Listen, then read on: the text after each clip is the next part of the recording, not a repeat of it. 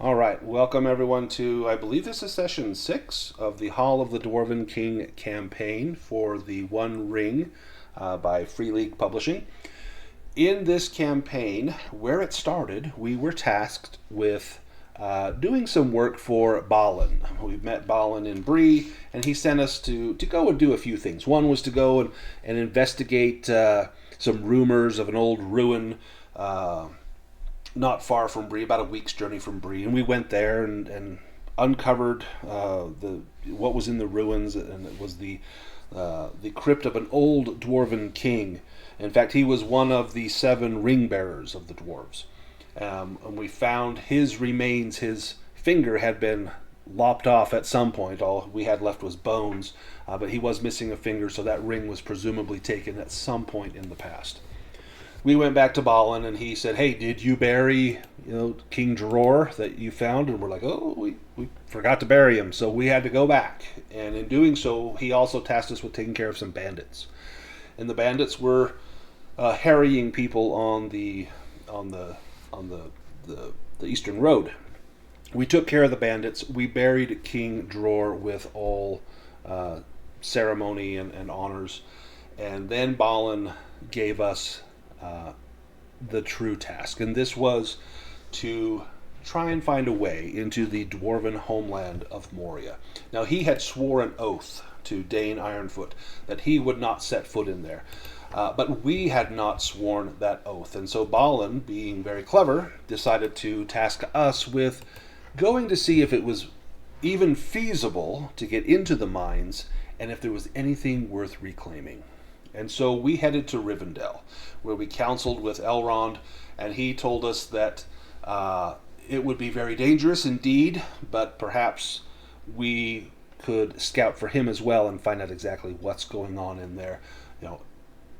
He sensed that there was changes coming in the air, and so we would need to potentially ensure that there was not a great danger at his very doorstep.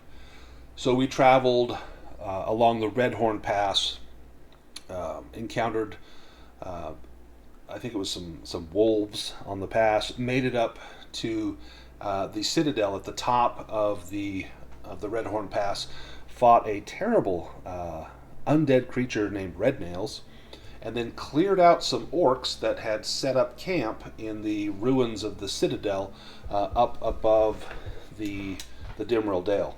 And these orcs it was curious. They at the citadel of Barazinbar, they weren't wearing the normal armor that one might expect to see an orc in, black and blood spattered and muddy. No, they had these strange symbols on them, looked like an eye with flames. Now we know that is from Mordor, but our characters, we've never seen this before, and this could be important information. What are Mordor orcs doing all the way up here? Well, we battled against them, and then as we headed down into the Dimrill Dale, we met a crow. And this was a very wise and haughty and very mean-spirited crow, Mocker Crawe, and he challenged us to a series of riddles. And if we could answer the riddles, he would give us some information. And we bested him in this riddle contest, and he told us that the main gate, the eastern gate leading into Moria, which was the only known entrance at the time into Moria, was barred by a great stone boulder, but that hands from within would move the boulder away at night, and at night we would find a way into the gate. We saw a scene of, it looked like orc against orc battle. We saw, black feathered arrows and red feathered arrows, clearly two maybe warring tribes or warring groups of orcs in the woods, hunting goats on the sides of the cliffs.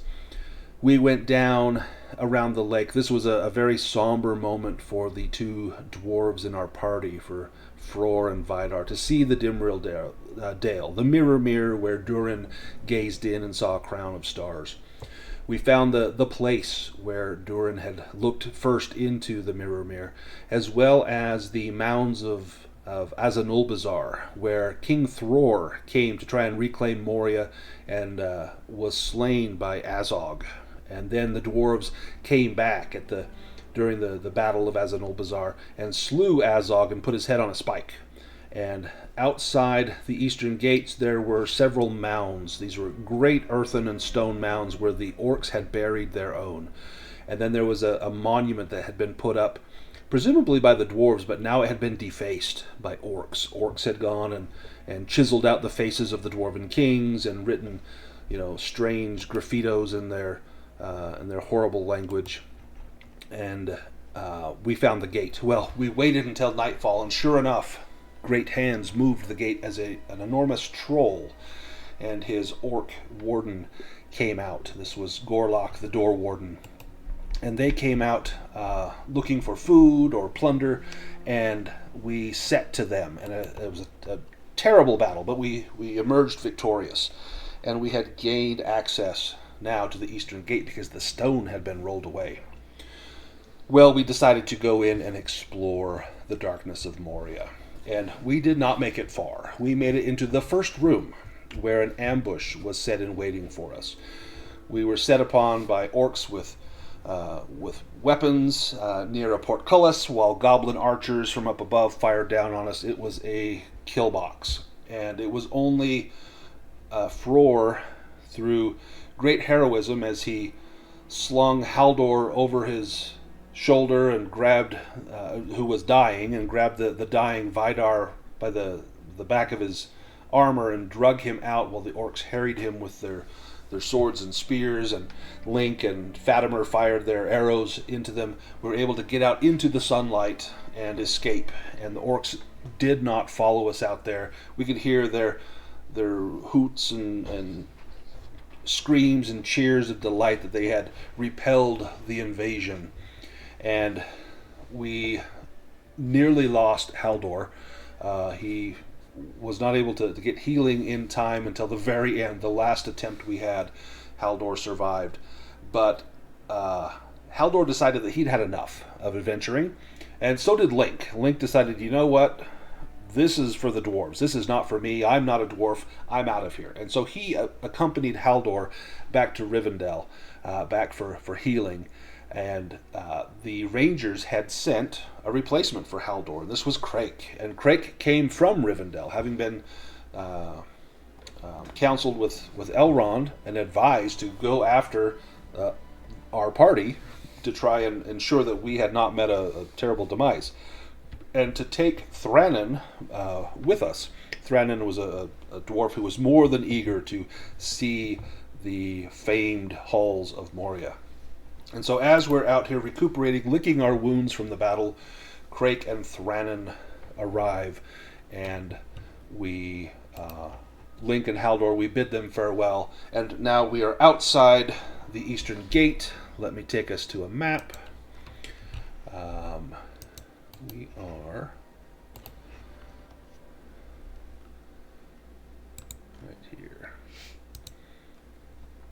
Here's a map of the Dimrill Dale. If you need to zoom in or out, your scroll wheel or page up, page down will zoom in or out. This is a really big map. If you want to reposition the map, you can hold down the right mouse button and drag, and it will reposition the map. So if you're zoomed out, you can see the eastern gate is over here inside the cliffs. There's a path that leads down to those burial mounds and that stone, and then the dirt path that leads back up to the Dimrill Stale, up the Redhorn Pass, and back to Moria. But for now, we are out here at the mounds of Azanulbazar, licking our wounds. Craic and Thranin have joined us. Let's pick up the action right there. So Haldor and Link have just left. Craic and Thranin, you see the rest of the party is recovering from their wounds, but Vidar is badly wounded. In fact, Vidar, I think you've got like 21 days left until your wounds are recovered. So you need a good 3 weeks of recovery. You're sitting at 1 endurance point. Because of your wounds, you'll struggle to gain endurance until your wound is taken care of. I think if you do like a full night's rest, you only gain like your strength score back in endurance. So you're in bad shape, but you're still on your feet. You've been repelled from Moria. This is the insult is almost worse than the injury. And here we are out here at the mounds. Where do we go from here? Yes, Thranin, it's good to see you again. It's been many a year since we traveled together. It's good to see you too, my friend. Yes, I remember when you found that shirt of Mithril in the horde, the troll's horde. Yes. Yes, I will pass this to my heirs. And you should have that mithril shirt on your character. Should be equipped on there. Yep. And it seems that you've brought us a new ranger. Our ranger was disheartened and unfortunately has left, but certainly this new ranger shall prove to be a suitable replacement. We are in dire need of any aid that we can find. Absolutely. We were sitting in Balin's tap room, and I had a few too many meads and, well, started boasting. And I said, well, I'd go out there if I had a chance. And unfortunately, Balin said, here's your chance. And I regretted that decision, but my pride is too great. Here I am. And what And the ranger came along. Craic, how have you been adventuring these past few weeks or months and came to us? I was wandering around and happened by through Rivendell and was talking with Elrond and had heard about what had been going on down here with this expedition and heard about what had happened to Haldor, and he thought I could come by and should come by and see what I could do to help. And you can see that Vidar is badly wounded, and everyone else is probably looking a little bit dismayed. Yeah, I can see your friend there looks pretty hurt there. Do you want me to take a look at him? Yeah, you would likely be better than any of us. We did what we could to bandage his wounds, but none of us are very skilled in the arts of healing. Yeah, I do happen to have some king's foil on me, fortunately enough. If you want to give me a healing roll, and you can add one bonus die to that for the king's foil. Sure. Okay. Oh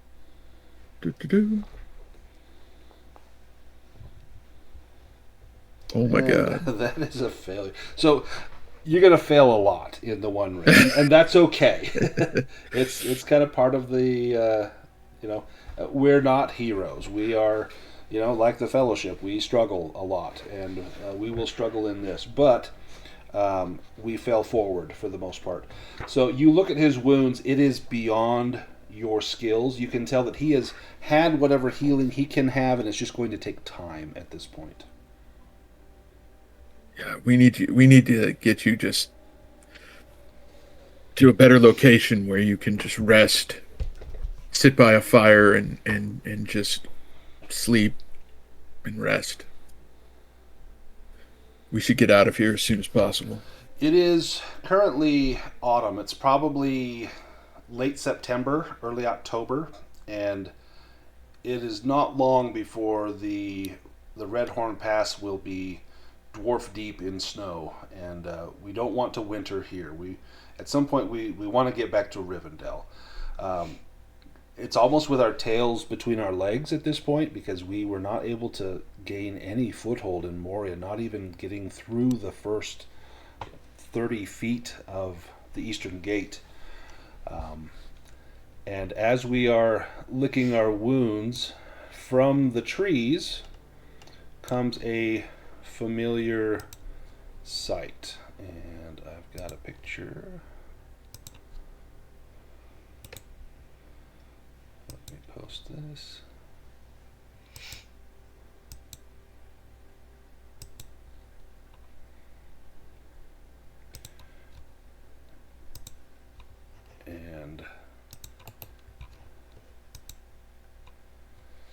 this great black crow and his noisy murder approaches.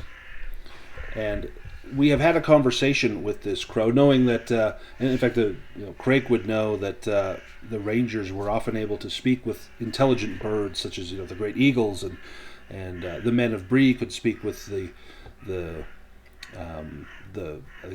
ravens. And this crow perches on one of the mounds and begins to speak. "Ka! So, the bold wanderers return, driven off by orcs. Orcs! As if you were frightened mice chased from a grain sack. Ka-ka! I watched you scramble from the gate like beetles from a boot. Thought you'd stride into Khazad-dûm with bright eyes and brave hearts, did you? Ha! The door wardens of Moria blow their noses on braver souls than you. Still, you came back up the dale instead of running all the way home. A scrap of stubbornness clings to you like burrs to a wolf's tail. Perhaps you've cut your wits sharper since last we spoke," and his feathers puff out with amusement. "Here's my offer, shiny folk. Answer 2 riddles of Mocker Crawe, and I shall help you into the shadowed halls. Fail, and I keep whatever trinkets you drop when you flee again. Now, listen close." And we're going to have a council with Mocker Crawe. So let me set up our council screen.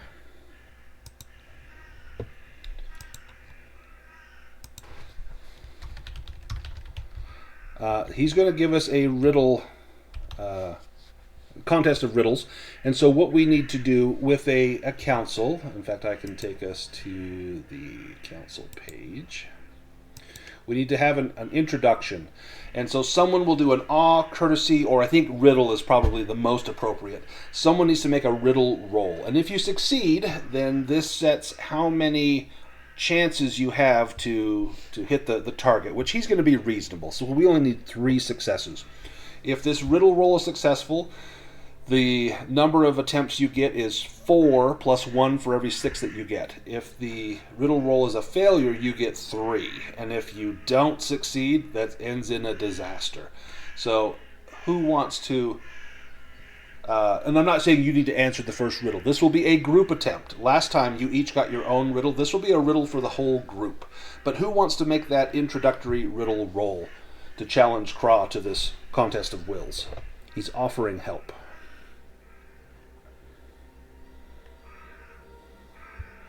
Well, Thranin has... Oh. Yes, Thranin's fairly good at riddles. Do you want to make that roll? And if Absolutely. you can spend hope, you can... If you have... if anyone has an item... Didn't someone have an item that helps with riddles? I don't remember. Maybe it was lore that I'm thinking. But if you want to make that introductory to answer his challenge, I'll let you do that. I will save my hope for my deathbed.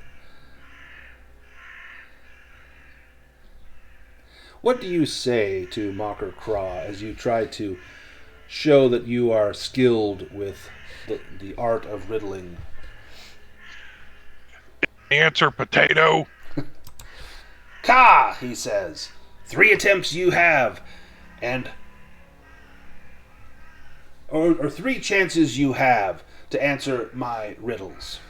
And now the way that this will work is I'm going to give you a riddle, and then one of you can either make an insight roll, a riddle roll, or maybe a lore roll, and I'll give you more attempts to answer the riddle. But the first riddle that he gives you is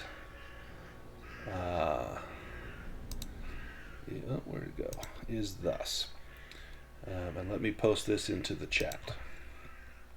He takes a few tentative steps around you.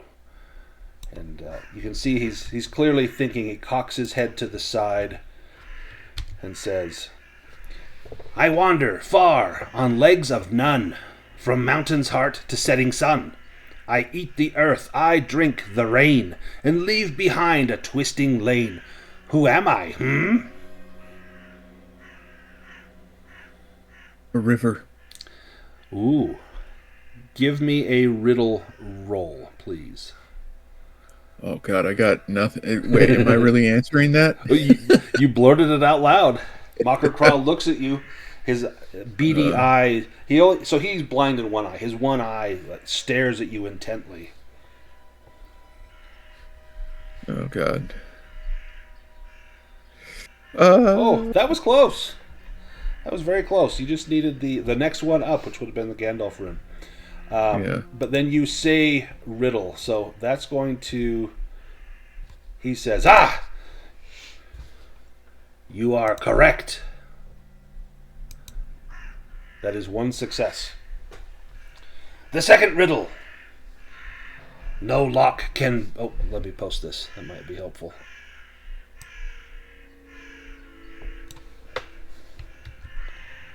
Let's post this here. No lock can bar me, no wall delay. Kings and beggars I steal away. I take no gold, yet cost you all, and drag the mighty till they fall. Name me, if you dare. And if someone wants to do a lore or song or riddle roll, I'll give you a hint. This is kind of a tough one. Mocker Crawe, perhaps I can answer your riddle, and I will begin to stroke my beard, and you'll see my ring of the serpent, the runes on it begin to glow blue. Ooh. Go ahead and make that roll. You'll have to spend a point of hope, and then you can make that a magical success.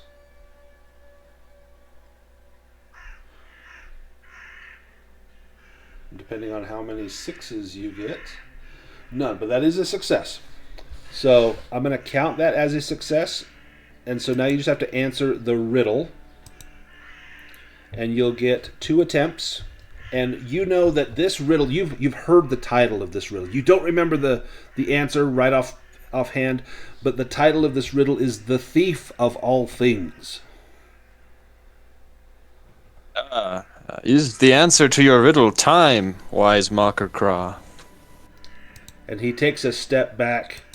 I must get harder riddles. Caw!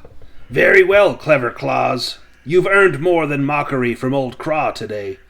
Listen sharp and keep your feathers down. What I tell you now is worth more than any trinket you carry.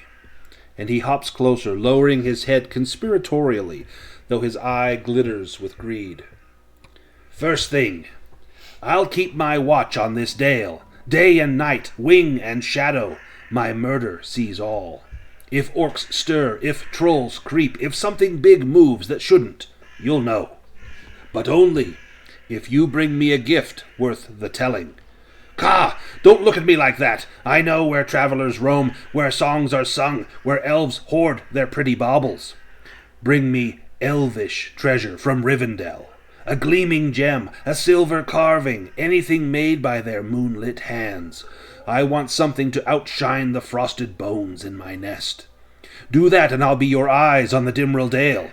Fail me, and I'll forget you faster than a wolf forgets the sheep he swallowed. And he clicks his beak twice, quite pleased with himself. And then his tone shifts, not softer, but darker, edged with hatred. And second, Caw! You should know the skies here aren't mine alone anymore. And he bristles, his feathers standing on end. Eagles. 3 of them, flapping, smug, high and mighty wind heralds. They circle these peaks as though they owned them, as though crows didn't rule the dead and dying below. Their leader is Thorindel. Oh, she's proud, she is. Let me type that out. Flies so high she thinks she's looking down on kings. The second, Tirith. Tirith comes nosing about the cliffs, poking his beak in every crack and crevice, studying the very bones of Moria like some feathered scholar. Mocker spits a small pebble from his beak. But the third is Padraval. Poor fool. Caught an orc arrow and came crashing down among the stone mounds where we stand. Orcs had nets ready. They dragged him screaming through the eastern gate. He still lives. Thorindel hears him. His cries come crawling up the deep shafts when the wind is right. But the eagles cannot break the orc's chains, not without risking nets or worse. Mocker clicks his beak and gives a grotesque, lopsided grin. No ransom yet, no bargain struck. No, when the orcs decide they want something, they'll send word through the only bird low enough to carry it. Me. If the eagles will not ransom Padrival, the orcs will eat him. But you groundwalkers, you could do what the eagles cannot. You could slip into the dark and free Padrival. Do that, and you'll have the gratitude of the eagles. And trust me, their gratitude weighs more than gold and burns hotter than orc hate. And then Mocker Crawe takes a hop a little bit closer towards Vidar. He turns his head sharply, both eyes gleaming now with greedy curiosity. Ka, what's this stink you bring with you? Orc blood. Fresh. Someone's been busy with sharp toys. He flutters down to a stone at Vidar's feet, hopping in a little circle before fixing you with a narrow stare. Tell me, did you leave the gate warden or his troll breathing? No, Ka! Then that means something very interesting indeed. And he clicks his beak twice, a sound halfway between amusement and triumph. Padrival, the captured eagle, the loud one who screams down the shafts, he was kept by Gorlock, the door warden. Nasty brute, smelled like old mushrooms and fear. He kept the eagle close, thought the haughty bird would make a fine bargaining chip. Mocker leans in, his voice dropping to a whisper-laced croak. But if Gorlock lies bloating on the stones now, Ka, then no one is minding that cell. No one is watching the chains. No one guarding the keys left jangling on his corpse. And Mocker Crawe turns, and you can see the decomposing body of Gorlock the door warden out here, where it's bloated in the sun of the day. Mocker Crawe's wings shiver with something like excitement. Do you hear me, shiny folk? Right now, Padrival may be alone, unguarded, perhaps confused, hurt, but alive. And the orcs, they'll be disorganized for hours before another dull-witted captain remembers to care. Mocker Crawe stands tall, puffing his feathers like a king on a perch. If you want the favor of the eagles, if you want Thorindel to cry your names to the sun, this is your moment. Slip inside while the filth quarrel and squabble over who bested you the most. Find the cell, free the loud wing, and leave before the orcs realize the world has changed. Mocker hops backward, head bobbing thoughtfully. Perhaps unguarded, perhaps. Or perhaps someone cleverer than Gorlock has sniffed an opportunity. Crows aren't the only sharp eyes in Moria. But if you act quickly, well, shadows may favor you yet. He caws once sharply as if for emphasis. Go now before Gorlock's stench grows cold. He flutters his wings once, settling into a perch atop a broken pillar.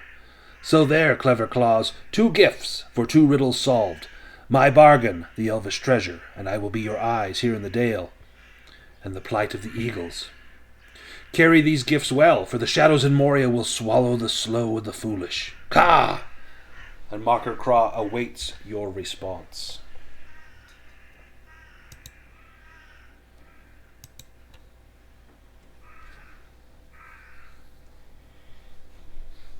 Well, that sounds like just more trouble. You come here, not expecting trouble? Perhaps you are not as wise as I thought. Yeah, but having the eagles as allies is a good thing. I don't trust this crow at all, but he's right about that.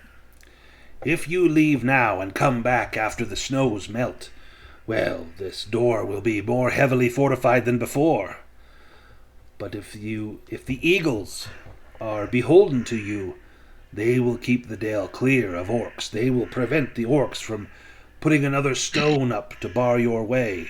The going will be much easier in the spring if you help the eagles now.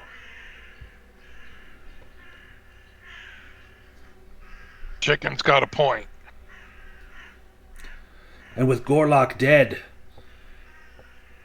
there is a good chance that Padrival is not far. No, if Gorlock the Door Warden is smart, his room and the cell with the eagle is not far inside that gate. And Mocker Crawe stares up at that black mouth in the cliff face that leads into Moria.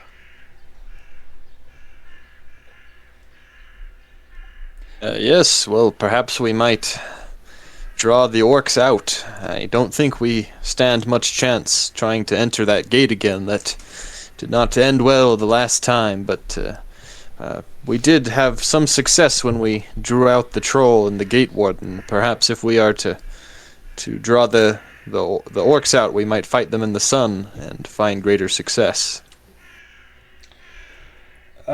Give me a battle roll, Frór, and you can add a bonus die to this because you have had success with that tactic.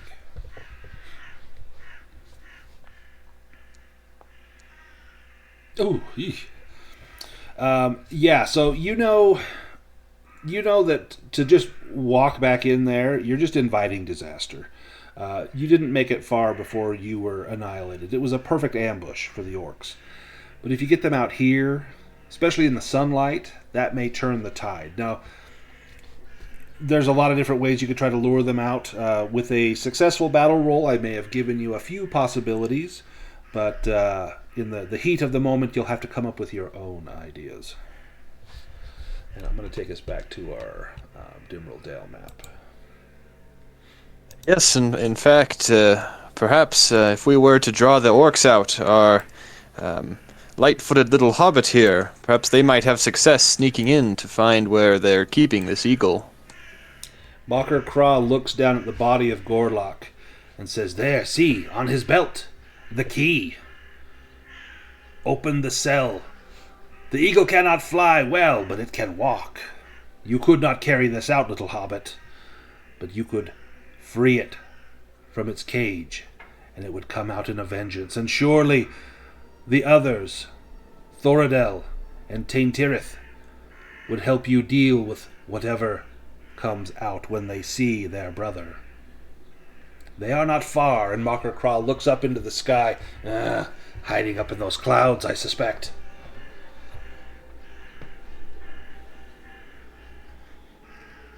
If I do make it inside, where is this cell? Mocker Crawe can tell you for a price. Something shiny. A coin. Or perhaps seeds from the Shire. I have not tasted them for quite some time.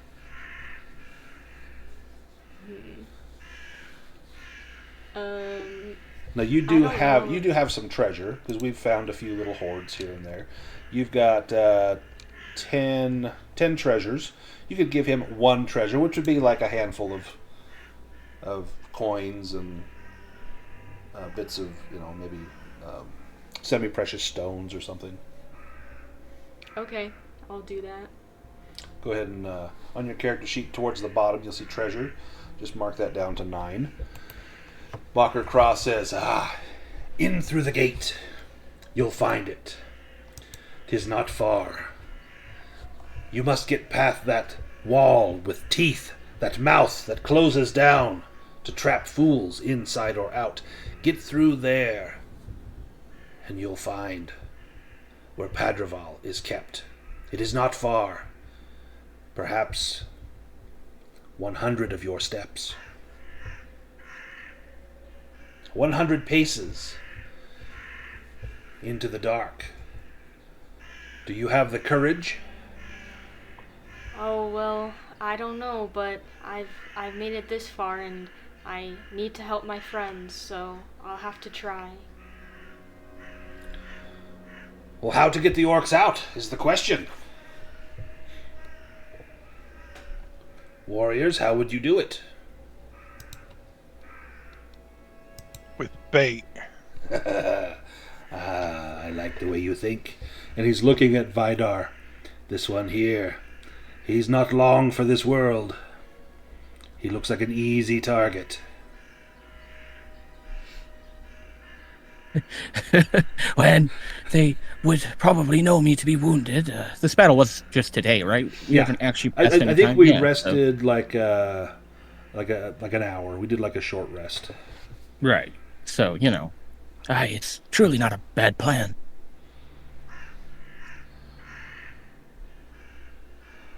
One other thing to consider. Orcs. They despise my mocking cries. I mock them every step of the way. It drives them into fits of anger. If you can instill that same rage in them, they will come out to quiet you. Perhaps it is not simply easy pickings they are after, but respect. They think you beaten, but if you test their courage, the fools among them may come out to challenge you.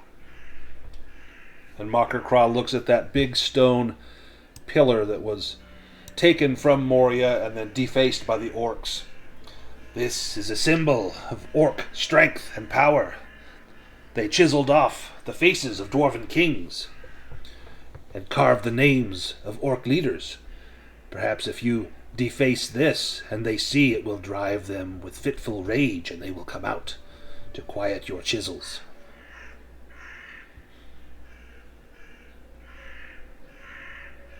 And Vidar, you do have a magic chisel. You have the Chisel of Durin, so you can get a magical success on that if you were trying to chisel something inflammatory on there to try and lure the orcs out. You could also use... So there's that big boulder that's just pushed aside from the door. It would take some time, but you could get a magical success with that chisel and maybe crack that boulder so that another troll just couldn't come and just roll it in front of the way. They'd have to find another huge stone or pile up a few smaller stones. Those are some things you could do before we leave here. Although, if I recall, I remember there were archers amongst the orc ranks. Perhaps once we've lured the orcs out and Fatimer has snuck in, we could have someone waiting to tumble burning logs in front of the doorway. That way we could cut off the orcs from retreating and from the archers getting out. When you say burning logs, Mocker Crawe begins to hop about and flap his wings. Fire! Fire! No, Mocker Crawe does not like fire. Nor do the orcs. Nor does the plump one here. And he looks at Fatimer. Would you leap over those flames? How would you get Padraval out through the fire? I don't know if I could leap that high. And I would be trapped in there with all the archers.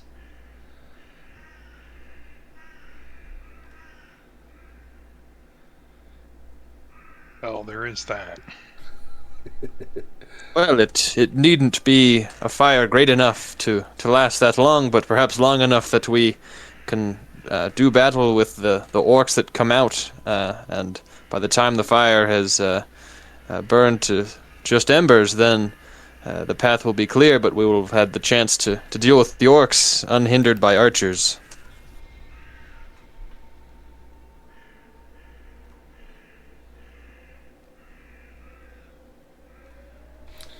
Let me take us to the close-up map of the mounds, and we can kind of formulate our plan a little better there. Oop, I still have Link on here. I think I had Link on the other one too. Let me get Thranin on here.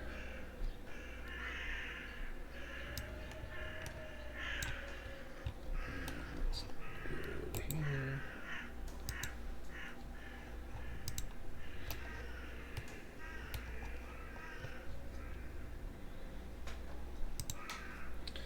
Alright, so now you can kind of decide where you want to set yourselves up, so you can move your tokens around and go where you would.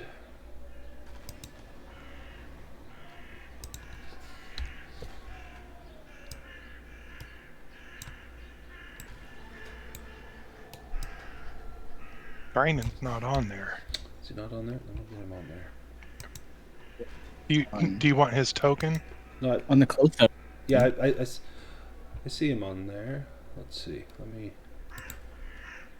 Isn't that him? Yeah, that's him right there. Yeah. Oh, okay. I forgot that token. As long as Link's not there, we're happy.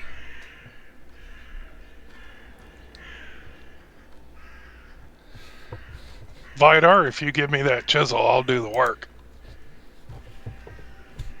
Happily, I'm not very tough right now, as it were. That will be a... Although I can't actually drag that.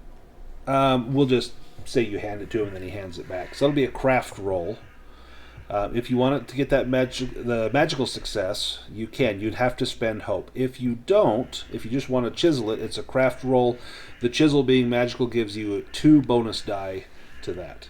So you can either just do a straight roll and not spend your hope, or you can spend the hope, in which case you can then select the magical success. Oh, I'll spend a hope.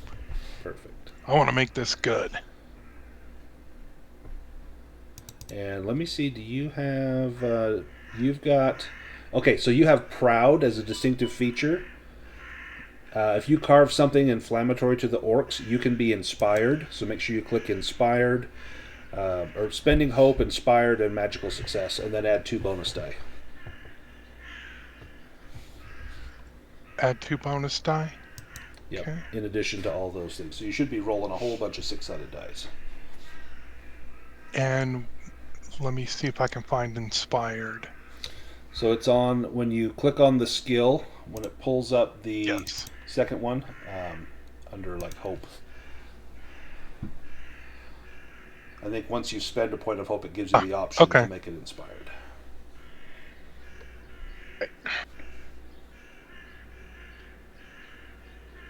And I will start going to town on this thing. Woo! It's all, nice. So no 6s, but you easily beat the roll. What do you carve on there? Orcs suck. Orcs die. And the R is backwards. Nice. Because I'm not literate. So does it actually do you think it says orc sucks, but does it just have gibberish on there? No, I'll go for it. Okay. It'll be like SUX instead. Nice. As you carve that on there, let me have Fatimer give me an awareness roll. Okay. I will also be singing a Dwarven song. Nice. Ooh, as Fatimer. I work. Ooh. Fatimer, with the success, you hear sounds coming from that gate. Even above the cawing of Mocker Crawe's murder, you can hear sounds, and it sounds like whispers. Clearly, they've taken notice of what's happening out here. Okay, I'll tell everyone else that. Now, if everyone else is trying to hide, give me a stealth roll. And you can add a bonus die onto that stealth roll, because you're hiding behind a huge block of stuff.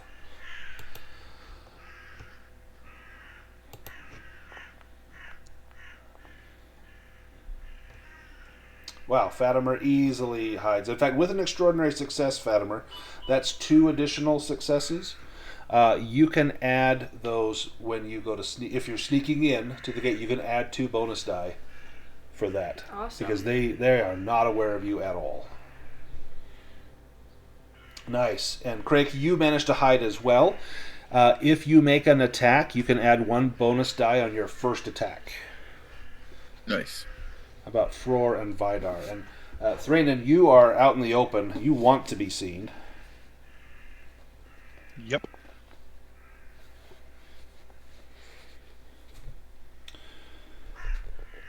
Frór, you think you're hidden, but you maybe chose the smallest of the mounds there.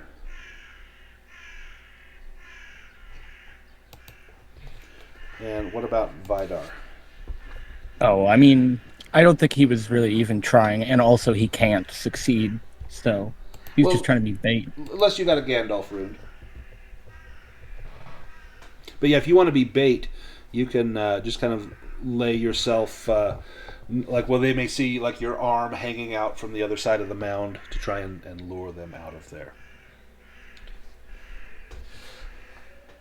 Now, Fatimer, when you hear these sounds, what's your plan for sneaking in? Are you going to try and get up close to there, or wait until they're down here and then make your way up there? Yeah, so I think I was gonna wait until they're down here, and then I would sneak around to the door. Okay. Mocker Crawe begins to flutter his wings and lets out a loud call and says, "Crows, we'll be back. A battle is about to commence." And his crows flutter off to the other side of the lake, where they eagerly await the outcome of this battle, knowing that whomever dies will be a tasty treat, whether it's orc flesh or dwarf or man or hobbit. Let me drag. Thranin, give me a roll here. This is going to be an awe roll, as you are trying to inflame these orcs into charging headlong into the daylight. Oh. Come on. Oh, that 10 is helpful. Great success. Excellent. So, with a great success, you empty the gate. So let me grab these people from the gate.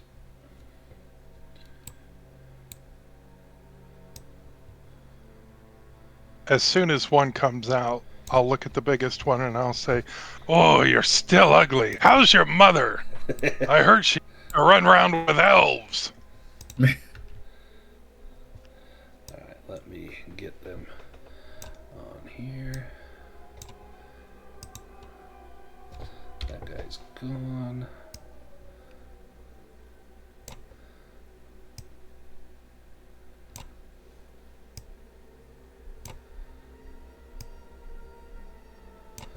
Alright, let me... Oh, didn't drag him.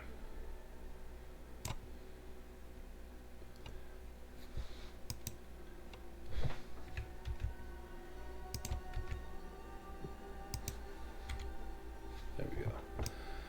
Okay, let me make them visible.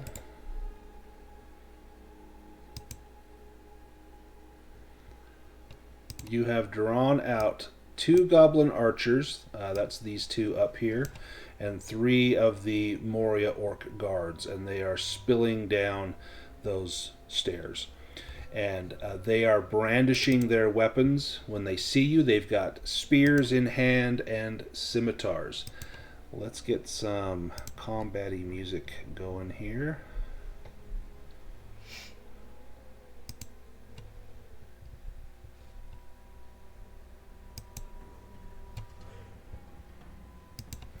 All right, so everyone except for Frór was hidden, and Vidar was hidden, and so actually it's Fatimer and Craic were the only ones that were successfully hidden. Let me drag us into a combat. We will get an ambush round from Craic and Fatimer. If you attack, they'll know you're there, so you may not want to attack here. Okay. So let me get this started. So they will not get an opening volley. Well, actually, no. The lead orc, he'll get a volley with his spear, but he's only can throw it at Thranin. So when you start combat, the first thing you can do is an opening volley. This is ranged weapons. And then when the enemy's close, you'll engage in close combat. The player heroes always go first, and so we will have an opportunity to go first. Craic, if you want to use your bow, you can take a shot here. Yep. So you can target one of those tokens. Just click on them and push T, or hover over them and push T, and then it should put a little reticle on there. These are the archers, right? Yes, These two, those are the archers. Okay, so I'm going to target one of the archers. And then on your character sheet, just click on your bow. Yep. And add a bonus die, because you do have the element of surprise. Okay. And come on. There we go. Nice. Great success. Okay, so did it pull up an option. It'll let you, because you, before you click on anything, it should have brought up another little window giving you a choice to spend your success. So with special success. With a weapon, particularly with a bow, you're trying to get piercing blows, and you need to roll a 10 on the 12-sided die, which you rolled a 6, or if you get a Gandalf rune, it's an automatic success, and that will also be a piercing blow. You got one extra 6, and you can spend that to do a couple different things. You can make it a heavy blow, which will add your strength bonus to the damage, or you can try to make it a piercing blow. And with bows, I think it adds 2, which would make it an 8, so you're not able to get it up to a 10. So heavy blow is probably what you want to do. So you can select heavy blow, and then it will automatically do the math for us. There we go. So 11 damage to that goblin. And let me apply that. Okay, how do you take out that goblin? Right in its left eyeball. Nice. Right through the back of the skull. And the arrow, with your grievous weapon, punches right through, and the goblin hits the ground. He had had an arrow notched and the bow partially drawn, and his arrow just kind of impotently flies about 4 or 5 feet in front of him and clatters down the stones toward that gibbet that's right there. Vidar, it's your turn. If you want to make an opening volley, you can. You are, unless you're trying to be bait.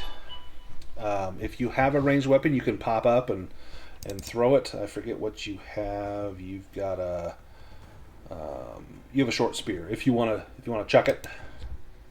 Yeah, I think he was just baiting them to get them down here. So when they get close enough, he probably would pop up and try to throw it. Now, before you throw it, one thing, I talked to Henrik about this, and we kind of talked a month ago during our last session, is the two of you as dwarves, and the same will be true of Thranin once you go inside and see what the orcs have done to Moria. I've given you a new distinctive feature. It's hatred of orcs. And so it will make all of your attack rolls against orcs favored. And so when you go to roll this bow, there'll be like the pentagon that you can do favored or ill-favored. Click on that to make it a favored roll, as you try to purge Moria of this scum. Alrighty.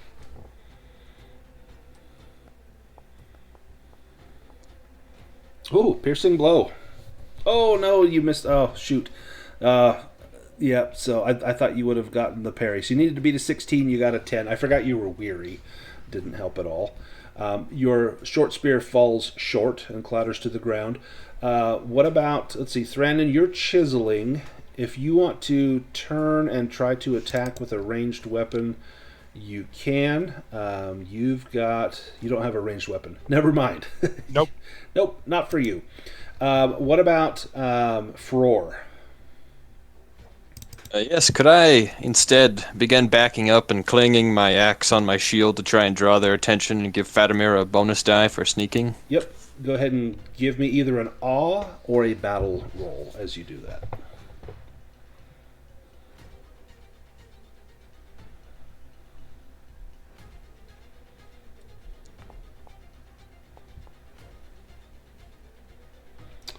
So you draw the attention of the remaining archer up here and 2 of the orcs, but not this last orc. And Fatimer, it's your turn. You don't have to act now. You can wait till the orcs come down, or you can make your break now. I think I'm gonna wait. Okay. Because they're like standing right by where I need to go. This orc is going to throw a spear at Thranin. Let me take care of that. And I'm going to give him a penalty die. He's out here in the sun. And Gandalf rune is not good for enemies. So that's a failure. His spear actually sails over your head and lands into the mirror. And interestingly, as it strikes the surface, it does not ripple the water. It just plunges right in, and the water remains still as glass. Let's break into close combat. Okay, So in combat, if you want to get up in close combat, you'll choose your stance. And there are 3 options for close combat. There is a forward stance that gives you a bonus die, but you have a penalty die when someone attacks you. Or you basically give them a bonus die. There's an open stance where there's no penalties, no minuses. There's a defensive stance where you stand your ground and you lose a point on your attack, but you get it makes it harder for the enemy to hit you as well. Or you can stay in ranged as long as there's you're out of like close combat range. So like if Craic, if you stay back there, you can stay in ranged stance, which you are right now. But if you want to close, then you'll change your stance. Do you want to stick with your bow, or do you want to charge in with your sword? I'm going to stay with range for this next round, at least. Perfect. Let's see.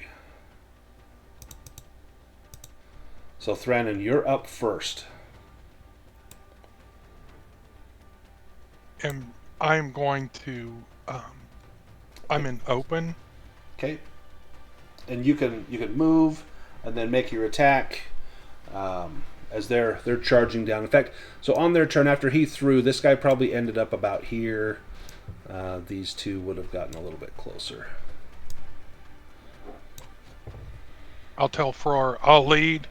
You come in next. You come in next. Perfect.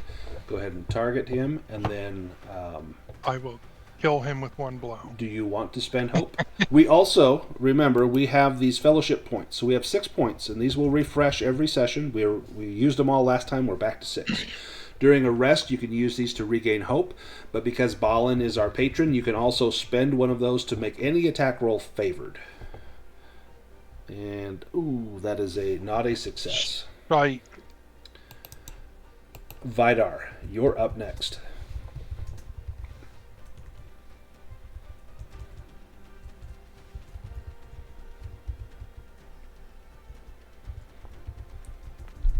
Ooh, I didn't make that favored, but I don't think it would make a difference. Well, you might get a Gandalf rune. So let me roll a die for you. It's /R space 1DF. And that should be a die. Nope. Frór, you're up.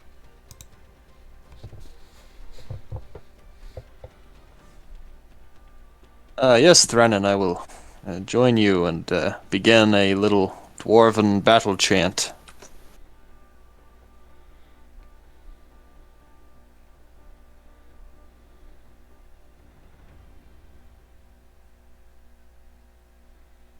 May your aim be better than mine.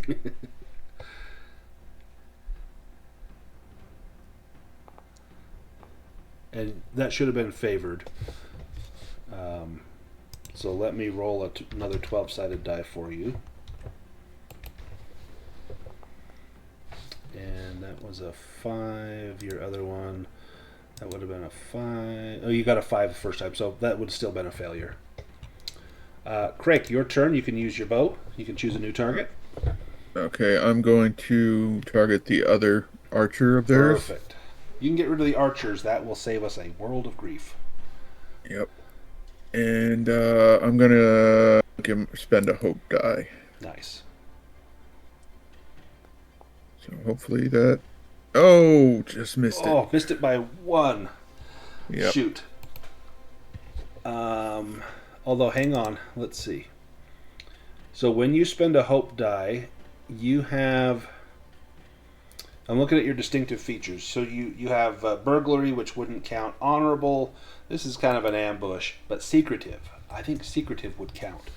So that's going to give you 1 more 6-sided die. So I'm just going to roll a d6. You only need 1 to make it a success. But let's see if you get a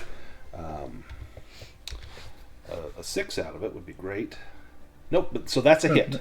So you'll land a hit. So that's 4 points of damage that your bow will do to that guy. So let me... drop him. Doesn't take him out, but that cuts his hit points in half. Nice. Fatimer, do you start your scurrying out of cover up the hill and all this commotion. They're clearly focused on the line of dwarves in front of them. Yeah, I guess I'll give it a go. Okay, you'll get 2 bonus die on this. Do you want to spend a hope die as well? Don't I get another one because of, I think Frór did something? Yes. No, he did not succeed on that. On his attempt to. Okay. Then I will spend. Wait, well, let me make sure. Did Frór succeed on that battle roll? Yeah, Frór failed his I did awe not. roll. Yeah. Okay. So you get 2 bonus die on that, and if you want to spend a hope, you can. If you do, I think you've got burglary, Yeah. which would make you inspired. I'll do that. Holy cow! You Wow. passed that. Nice. Still no 6s, but you managed to get past them. How do you sneak past this group? I think, I'll if they're, because it looks like they're standing on the stairs, so I would, maybe crawl past my little heap that I was hiding behind and, crawl up the side of this hill and make my way to the door. As you are beginning your crawl, you're out in the open. You're exposed. You're doing your best. Hobbits can hide in the woods like it's nobody's business. Not even a deer would be alarmed at your passage. But this is not the woods. This is out in the open. A rock face, maybe some gravel here and there, and the going is precarious. But you've got this huge commotion that has drawn the attention of all except for this last orc. But as you're crawling, the orc looks over at you, and then you hear a sound. The crows arrive. You gave a bribe to Mocker Crawe, and he pays his debts. Yes. A huge murder of crows swoops down towards the face of this orc, and he is momentarily distracted, and you take that time to scramble past him and get up behind the orc. So as long as now you're quiet, they're not likely to turn around and spot you. Cool. Let's go to this one here.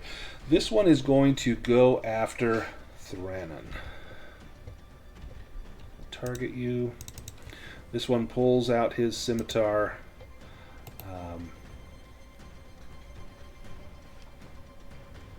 He is... let's see. Give him a penalty die because he's out in the sun.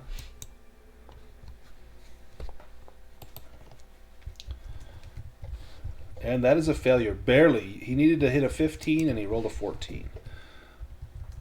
The goblin archer that is remaining, he is going to fire over at Craic. And he's going to have a penalty die because you have some partial cover there.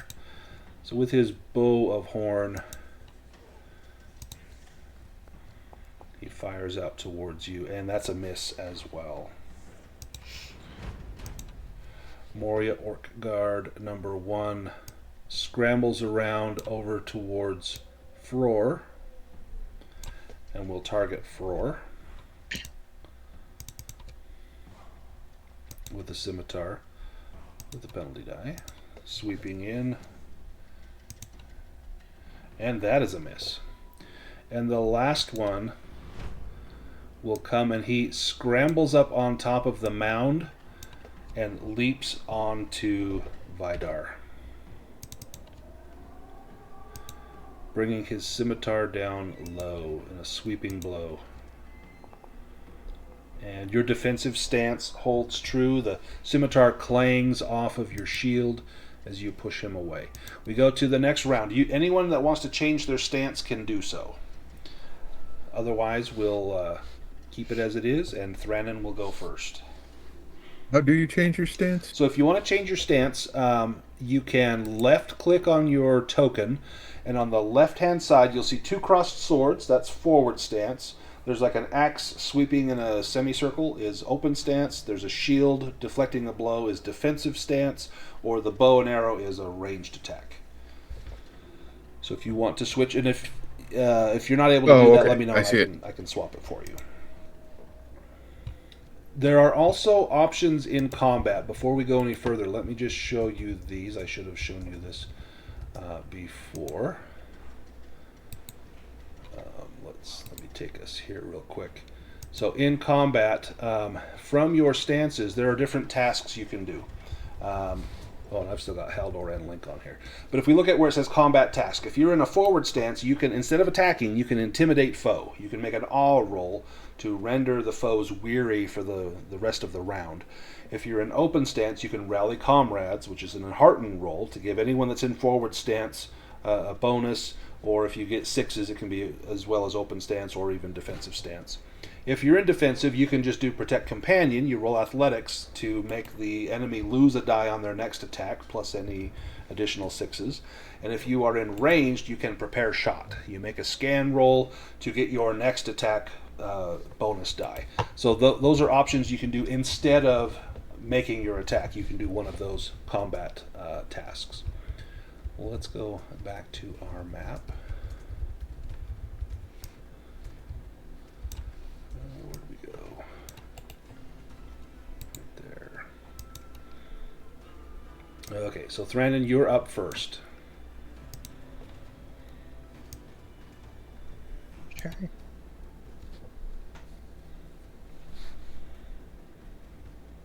Burn a little more hope.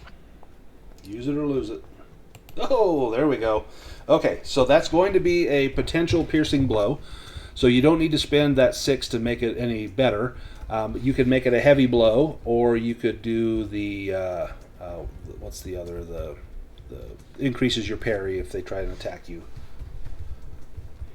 I'll just go with heavy blow. Heavy blow is always good.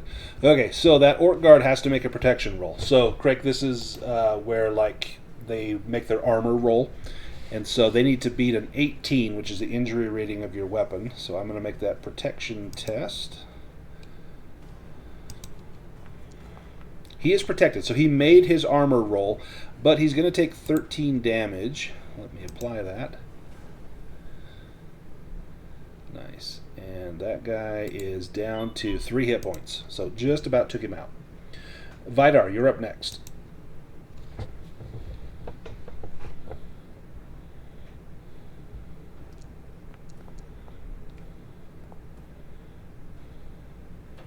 Oh, close.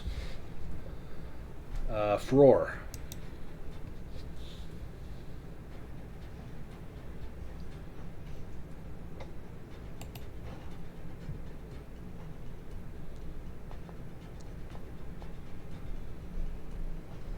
No. Missed it by that much. Craic, you are up now with your bow. Okay, I'm going to keep trying to take out that archer while he's still there. And I'm going to use another hope die. Okay. And do I still get a bonus for secretive? You do. Okay. Let's see, maybe... Yep, that should do it. Yes. So 4 damage, and I think he only has 4 hit points. Let's see if this takes him out. Yes, how do you take out that second archer? Right through the neck. Ooh. In fact... So he's gurgling like... Fatimer, you hear this gurgling, wheezing sound as you look over and see that goblin archer hit the ground. And as he hits the ground, he kind of rolls towards you, clutching this barbed shaft in his throat. And he sees you, and his eyes grow wide, and then he goes still. Okay. Fatimer, it's your turn. If you want to scramble up to the gate, that would be like an athletics roll. Oh boy. That's not good.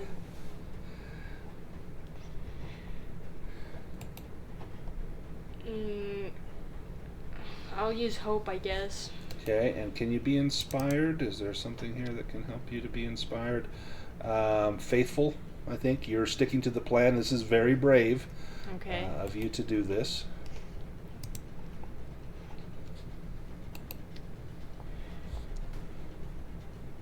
Ooh. Oh. Oh, Oh. so you missed it by 1. So you get up to the gate, but not in the gate. Next turn, you'll be inside the gate. Okay. Moria Orc Guard. All right, this one is going after Thranin. And he comes in with a scimitar, this time sweeping down at your knees, trying to hamstring you.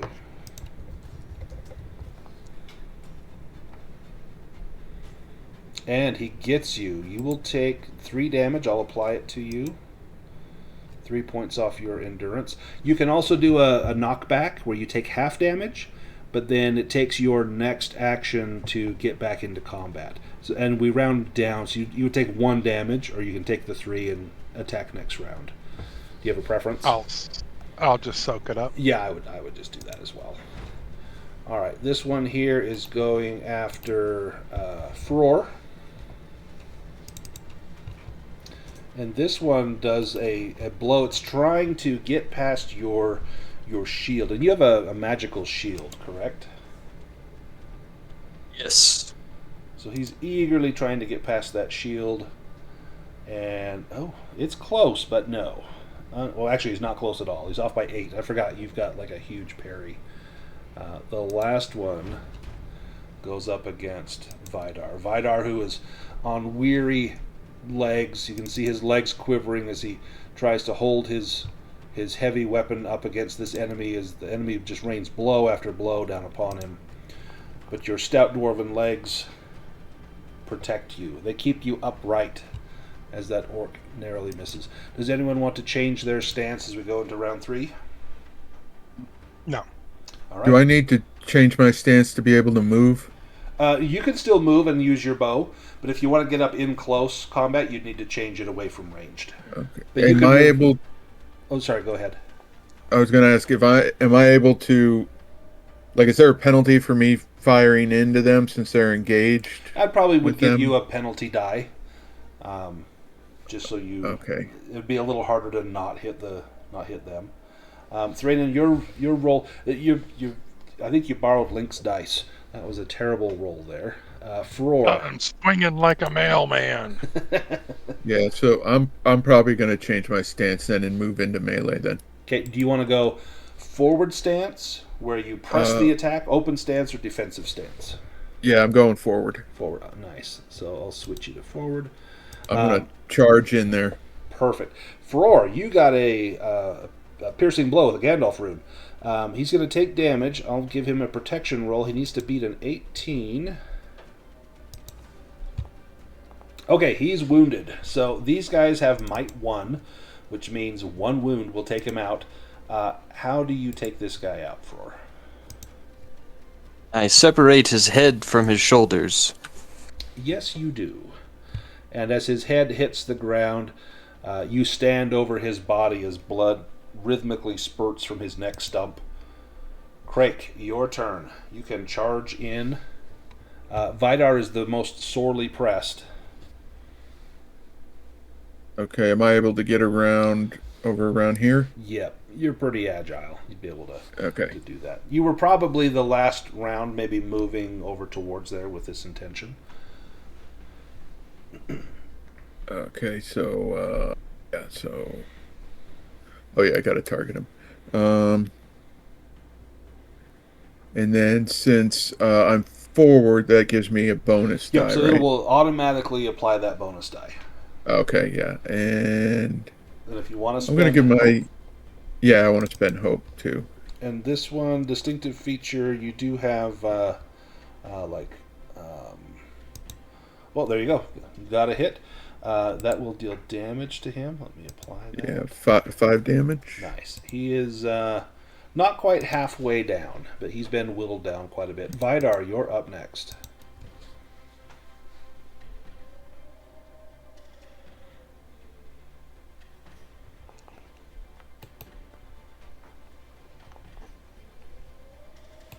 Darn it. It was flirting with a Gandalf rune. Fatimer, are you going in? Yes. Give me a stealth roll. If you're trying to be sneaky, or are you just padding in? No, I'm going stealthily. Okay.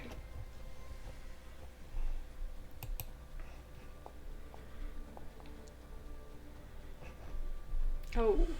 Ooh, okay. Fatimer, it's dark in here. Are you taking a light source? The door is open, so daylight's coming in. You can see, but it's very dark and dim.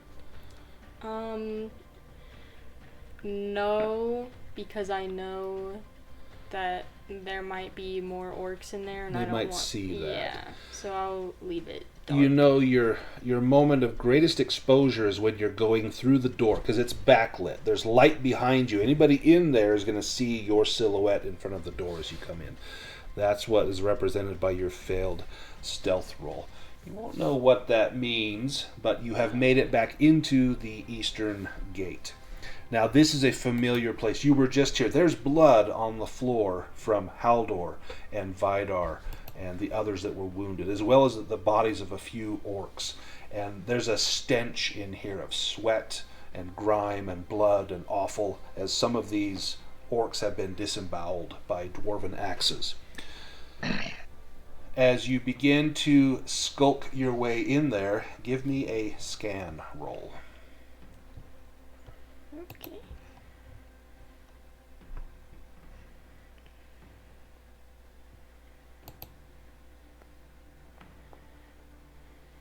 Nice. Not quite enough, but that was still... the 10 was good. But yeah, you missed it by 1 point again.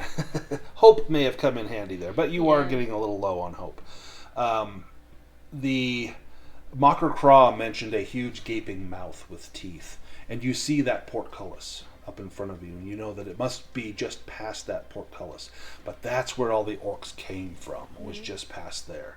And you're looking for any sign of orcs lying in ambush or waiting to fall upon you and slit your throat, and you feel your knees growing weak. Give me a valor test or take a point of shadow. This is for fear. And now you have... Oh. You've got a distinctive feature... Oh, that's wisdom roll. So, as hobbits, your wisdom rolls are favored, but this is a valor roll. You're going to take a point of shadow. If you want to put that on there, or I can give it to you. Let's see. I think I got it. Perfect. And you're skulking through the dark, past these bodies. The thought of being slain outright is ever present. This is probably the bravest thing you've ever done. And the only reason you're doing it is you don't want to let down those that are outside fighting tooth and nail against these orcs that were holding the gate. Moria Orc Guard number 2 is going up against Thranin. And he swings his scimitar directly at the top of your head, trying to take you right in the, or just below the eye guard. See if he can take your nose off with his scimitar. And again, Gandalf runes do not help the bad guys. And the last Moria Orc Guard, he is going to go after Vidar again. He senses blood. This is what drew him out here. And that scimitar goes right into your belly. Oh, missed it by 1 because of your high parry. All right, anyone want to change stance? This would be the time. If not... Yes. Oh, you're going to change stance? Yeah, I'm Oh, we're all going forward. Sweet. All right. Yep. Craic, you're up first. Okay, yep, I'm gonna go for that same guy again.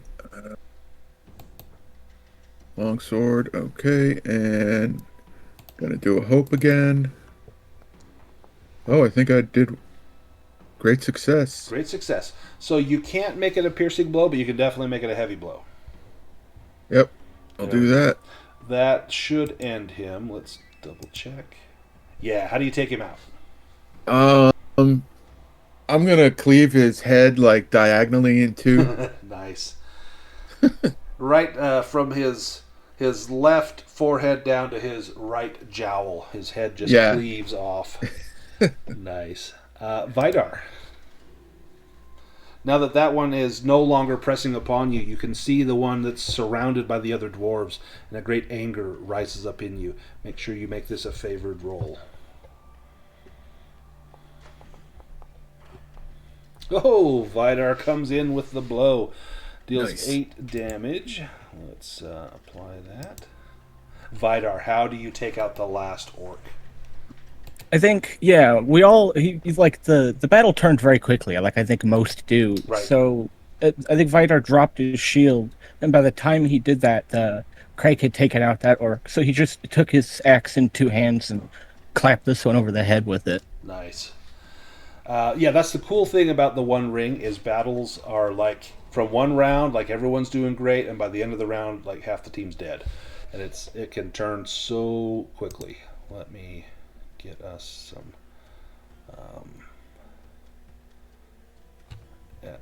music here. Thranin will tell Vidar, good shot. I was afraid Longshanks was going to kill them all. Thanks. You did well yourself. Let me turn off the encounter here. Let's go back to Fatimer. Give me an awareness roll, please.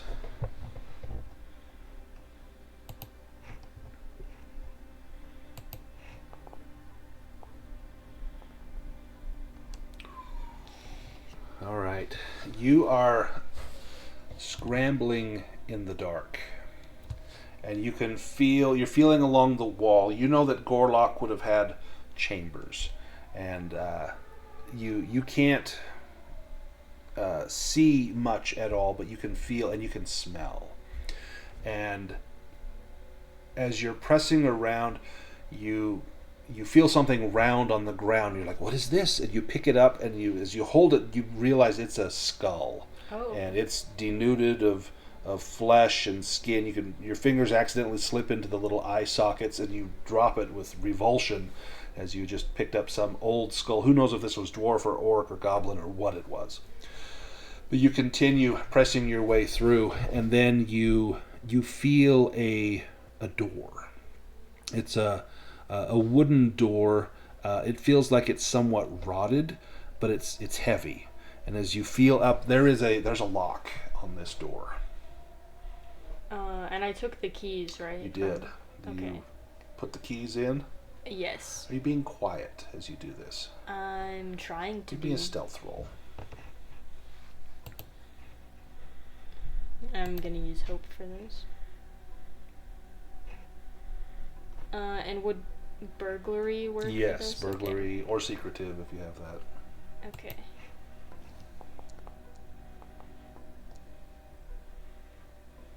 Great success.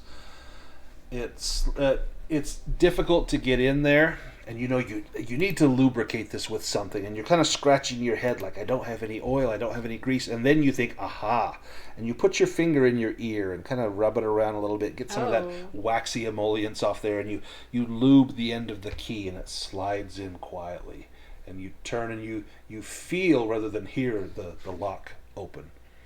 And you push the door open. With your great success, the door opens quietly to let you in. And the first thing that you hear when you come in is the rustling sound, and almost like a flapping of wings. I'll kind of call out, or I guess whisper, and I'll say, hello? Is this the eagle Padrival? Padrival is weak and hurting, but not broken. When the door is breached, the great bird stirs, his wings cramped, one drooping with pain. His golden eye opens wide, fearful for a heartbeat. Then it fills with astonishment, and in a proud voice you hear him speak. You are no orcs. His voice is rough, scraped raw by days of crying up the air shafts. By the wind, father, have you come to free me? And he struggles to rise, talons scraping stone, but then he collapses with a hiss of pain. Yes, I have come to free you. I was told that you had been captured by these orcs, and me and my companions have drawn the attention of the orcs so we could come and get you out of here. Who told you that I was here? It was the crow, Mocker Crawe. He is a foul beast, but I owe him thanks. My wing, the foul creatures beat it when I fought them, but I still draw breath, thanks to you. And he looks at you, his eye bright with gratitude. I heard my sister calling me from the heights. I called back as I could, and I feared that each cry might be my last. With effort, he folds his uninjured wing tight. If you can help me get to open air, just a little way, I can perhaps take flight, not well and not far, but far enough to reach Thorindel and Taintirith. Your courage will not be forgotten, and he dips his head solemn despite the pain. By the high winds, by the mountain stars, I owe you my life. Well, it is my honor, Padrival. I have never seen a creature so magnificent as you. And you've seen eagles before, but not great eagles. This Right. thing is like bigger than your pony.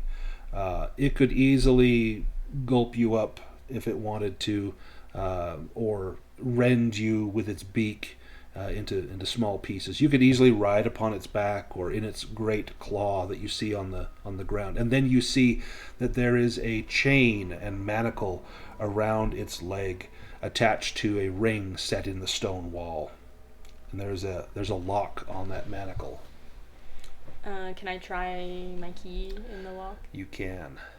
And as you press it in, it's a little bit stiff. It's almost like it doesn't quite want to open. I'm going to have you give me a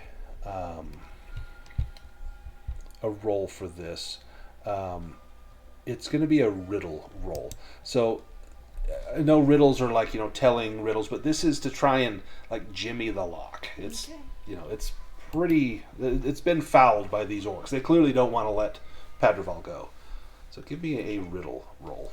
And I will use hope for this. There is no like sleight of hand in Yeah. this. You might use like a stealth, but I think a riddle, trying to trick that lock open, would make sense. And burglary would for sure count here.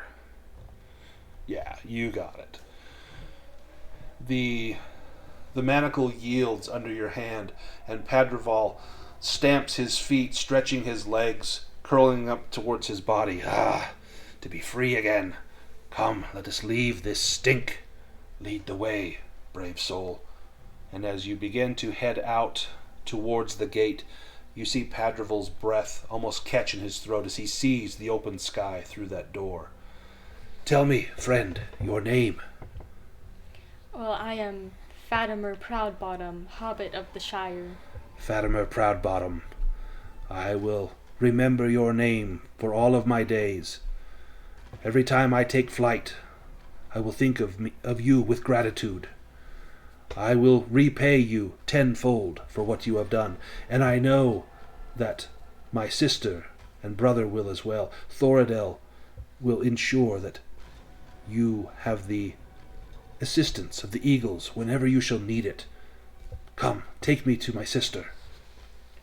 And the others, just as the battle finishes up, you look up and you see Fatimer emerging from that eastern gate, and then behind Fatimer is the largest bird you've ever seen, roughly the size of a horse. This huge eagle comes out, its head majestic and proud, its feathers dirty and grimy, crusted blood all over it where it's been beaten with spear shafts and stones and whipped with cords. But as it comes out into the open air, it lets out a loud and proud cry. Thorindel and Taintirith descend from the heights in a sweep of golden brown wings. Thorindel lands first, fierce and proud. Her wings beat once, great thunderclaps of air as she alights before the company. Her keen eyes never leave Padrival until she is sure he stands upon his talons again. She bows her head low, solemn and regal. You have brought back our brother. his cry reached us, and then yours answered it. She turns her gaze to each one of you, piercing as sunlight on ice. Know this. Few among the younger kindreds would dare the dark halls where even eagles fear to tread, yet you did, and because of your valor, Padrival lives. Taintirith lands beside her, folding his wings respectfully, and Thoradel steps closer, her shadow long and noble. The eagles of the Misty Mountains are not quick to forget such deeds. Should danger find you on these heights, or in these dales, call, if you are able, 3 cries to the wind, and we shall come if wings can bear us. She glances skyward, then back to each one of you, softer now. May the mountain winds bear you safely, friends of the eagles.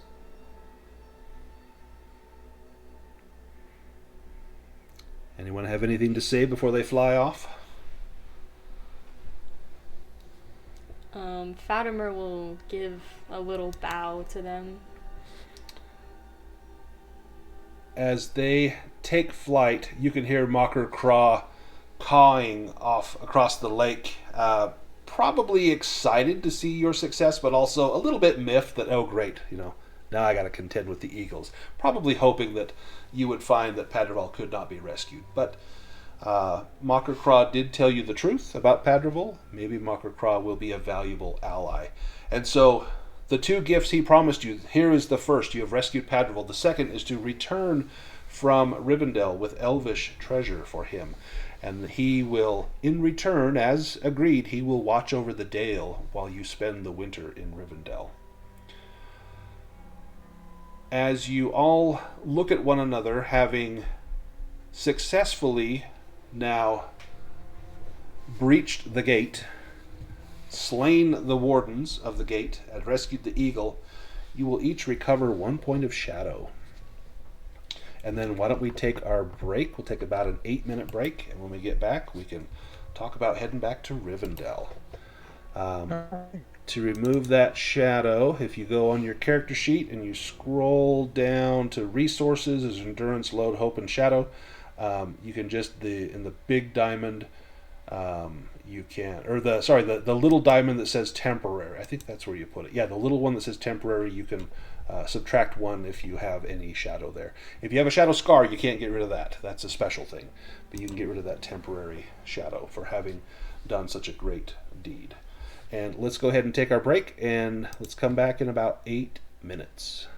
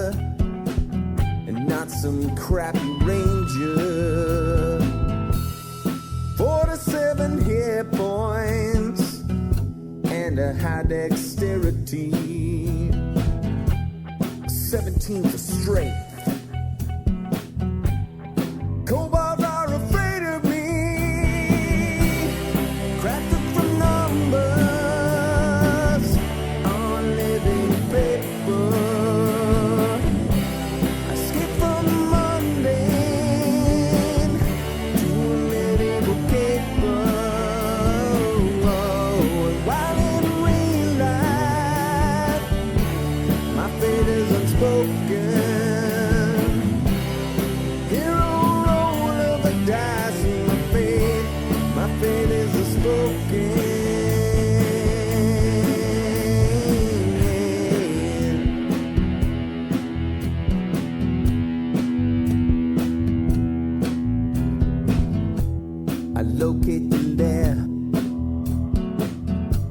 but it doesn't make much sense to me. I think that the DM might be out to get me. A hero in armor and truth, bards tell my legacy. The flame of my torch illuminates the enemy. I win in a battle, hewing foes asunder.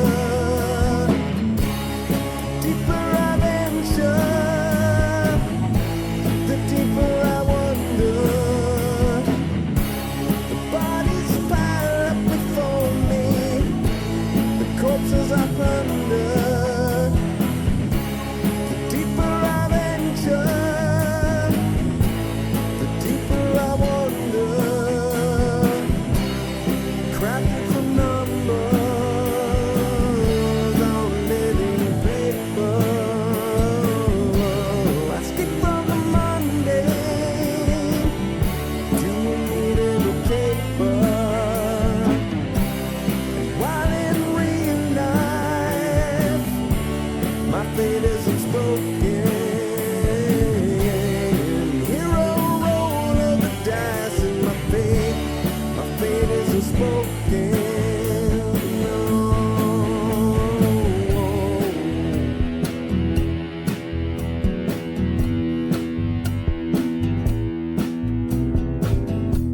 I drink my last potion. I charge through the open gate. The flame of the dragon, try to seal my awful fate. With a handful of dice, 5 times I roll 20. The dragon goes down, the DM no bloody. I leave with the princess, a satchel chock full of gold. We head to the tavern, where my mighty tale unfolds.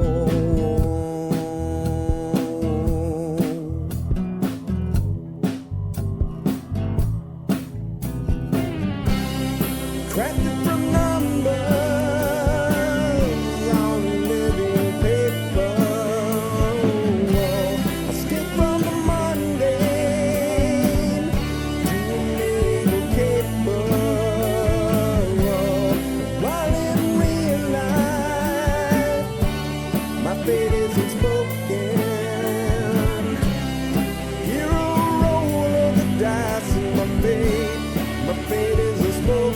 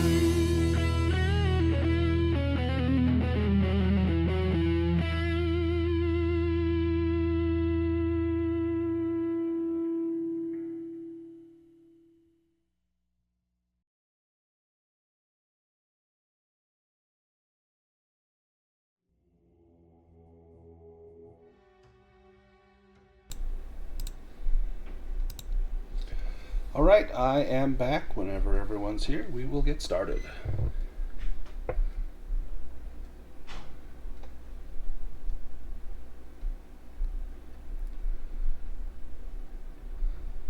Luke, are you here? I see you are unmuted. Yep, just got back. Excellent. Perfect. That was awesome that Vidar, despite his weakened and weary state, landed that final killing blow.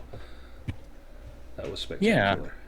I wasn't sure how that was going to go, but that's pretty good. Yeah, well, you stood your ground, took the blows, and then finished that guy off. Looks like we've got Henrik back with us as well. And Ubik, you're here as well? Yep. Perfect. Waiting on Craic and Fatimer, you're with us because you're actually sitting right next to me, so that makes it easy.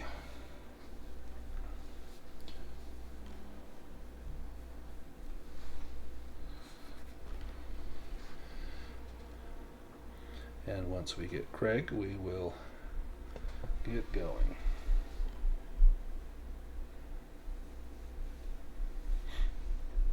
So now we will get to do a Yule, where we get to do some improvements. And so I'll go over the whole thing with Yule. We've done fellowship phases before, but not a Yule. It's basically a glorified fellowship phase. But we get to do a few more things. And one of the best parts is you recover all of your hope. Normally you can only recover like your heart score worth of hope during a fellowship phase, but now you get to recover all of it, as well as do an undertaking. Craic, are you back with us yet, sir? Nope, Craic is pouring another glass of whiskey.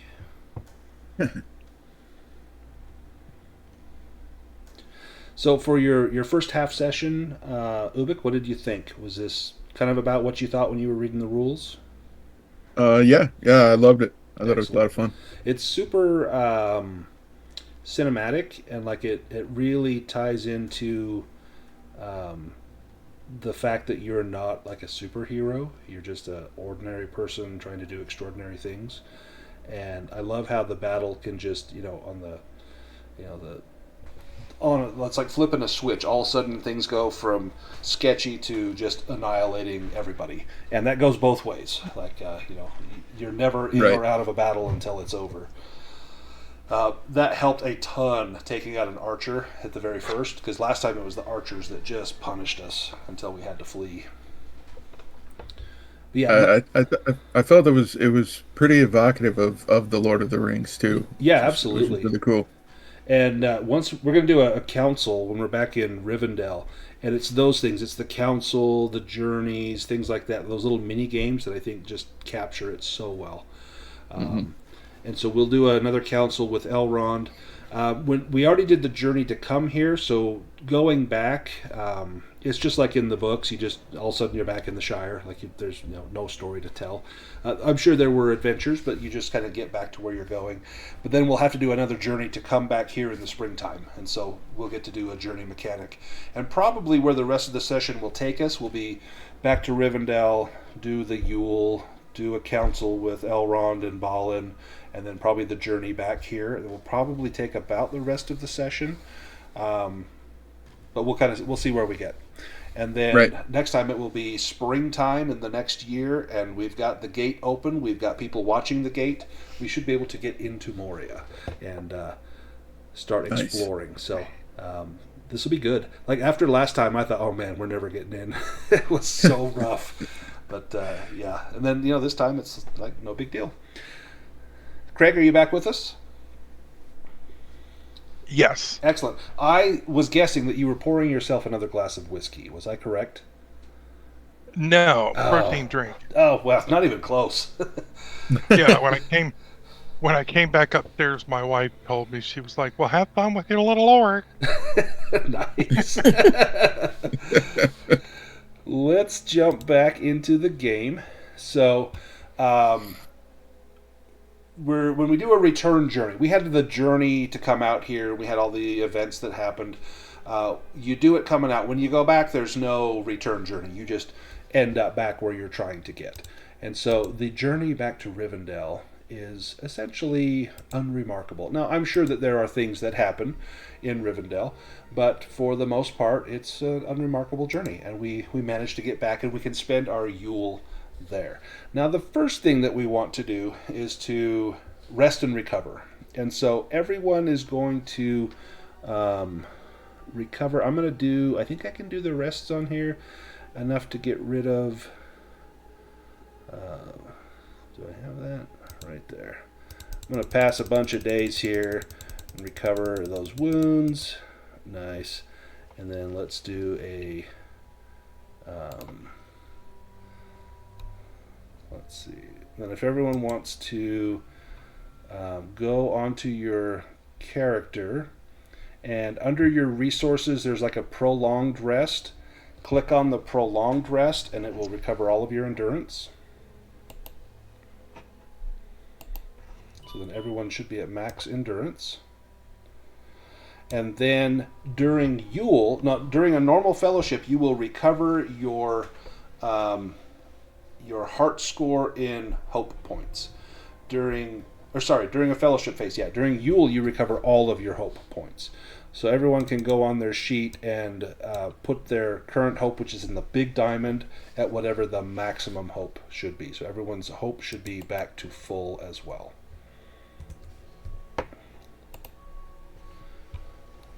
All right.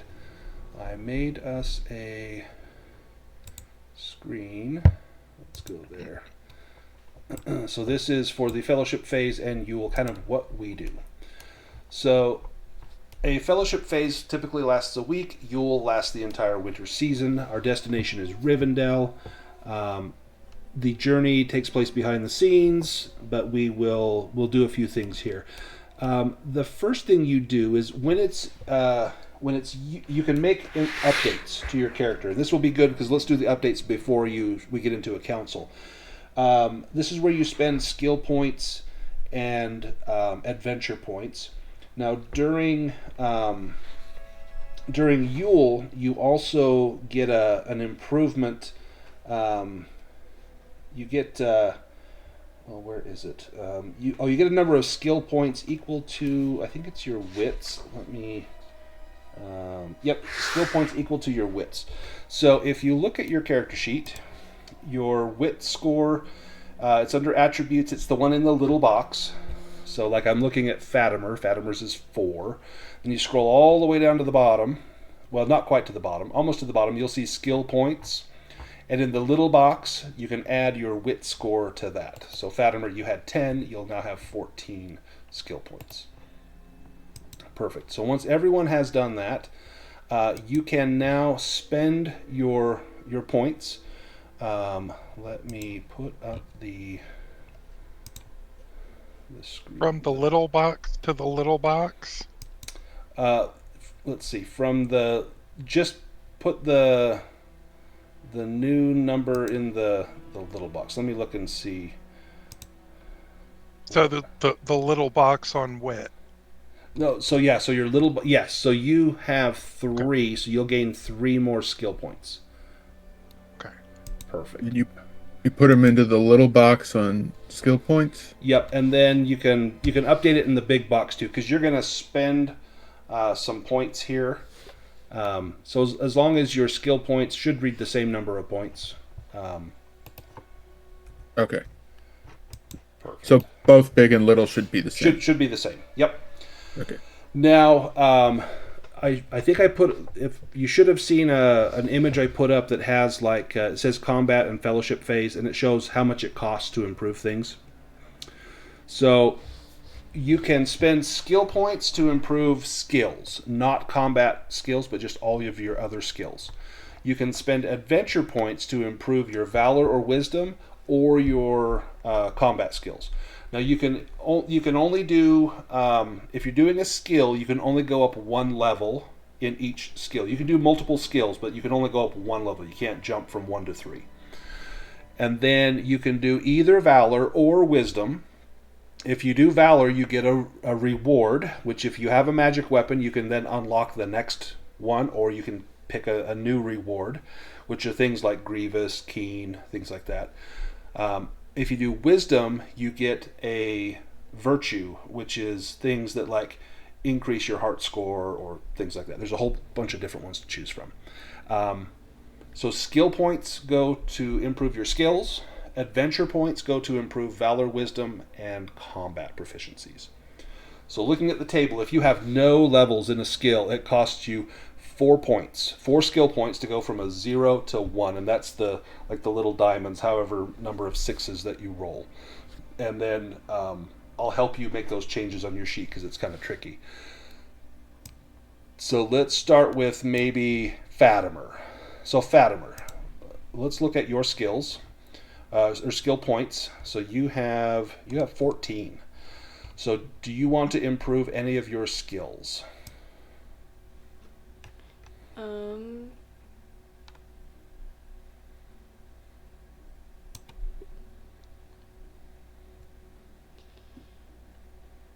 Could I just save them also? You can also save those, but they're just going to be sitting in a pool. But right now, like if you want to bump up, your riddle to go from, you're at 3 to go to 4 would cost you 20 points. You don't quite have enough. Yeah. But if you want to bump up, scan or explore or something that you have no points in, like to pick up, athletics, pick up 1 level, and that would cost you 4 skill points. And you could do multiple skills, or if you want to bank it until you have enough to go from a 3 to a 4, you can do that as well. I might do scan. I'll go from 1 to 2. Okay, so that's going to cost you 8 skill points. So I'm going to bump up your scan if you'll deduct 8 skill points. There, now your scan is a 2. Do you want to spend adventure points? This will be your valor or wisdom or combat proficiencies. So if you want to increase your bows to level 3, would cost you 12, and you only have 10. So you couldn't increase your bows. You could increase your swords, or you could increase your valor. Right now is 1. To go to valor 2 would be 8 points. So if you want to spend any of those, you could do valor, or you could do swords, or you can hoard those and try to increase your bows next time. I'll do valor. Valor? Yeah. Okay, so that will cost you 8. Let me put your valor at 2. When your valor goes up, you get a reward. This is the one reward you have right now is keen. Your bow is keen, which makes it more likely to make piercing blows. So the different rewards that you can choose are, let me grab it. So there's close-fitting armor, which makes your protection roll better, so less likely to take damage. Cunning make armor, helm, or shield, which reduces the load of it. A fell weapon, which increases the injury rating, so it makes it harder for an enemy to avoid a penetrating blow, like if they have to make an armor roll. Grievous, which adds 1 to the damage. Keen, which you have a keen bow, but you could make it a keen sword. Or reinforced if you have a shield, which you don't. Is there one of those that you would want to take? You can also, there's, oh no, sorry, that's it. Those are virtues, never mind. Is there one of those that sounds good to you? And if you have the rule book, it's page 79, has the different rewards.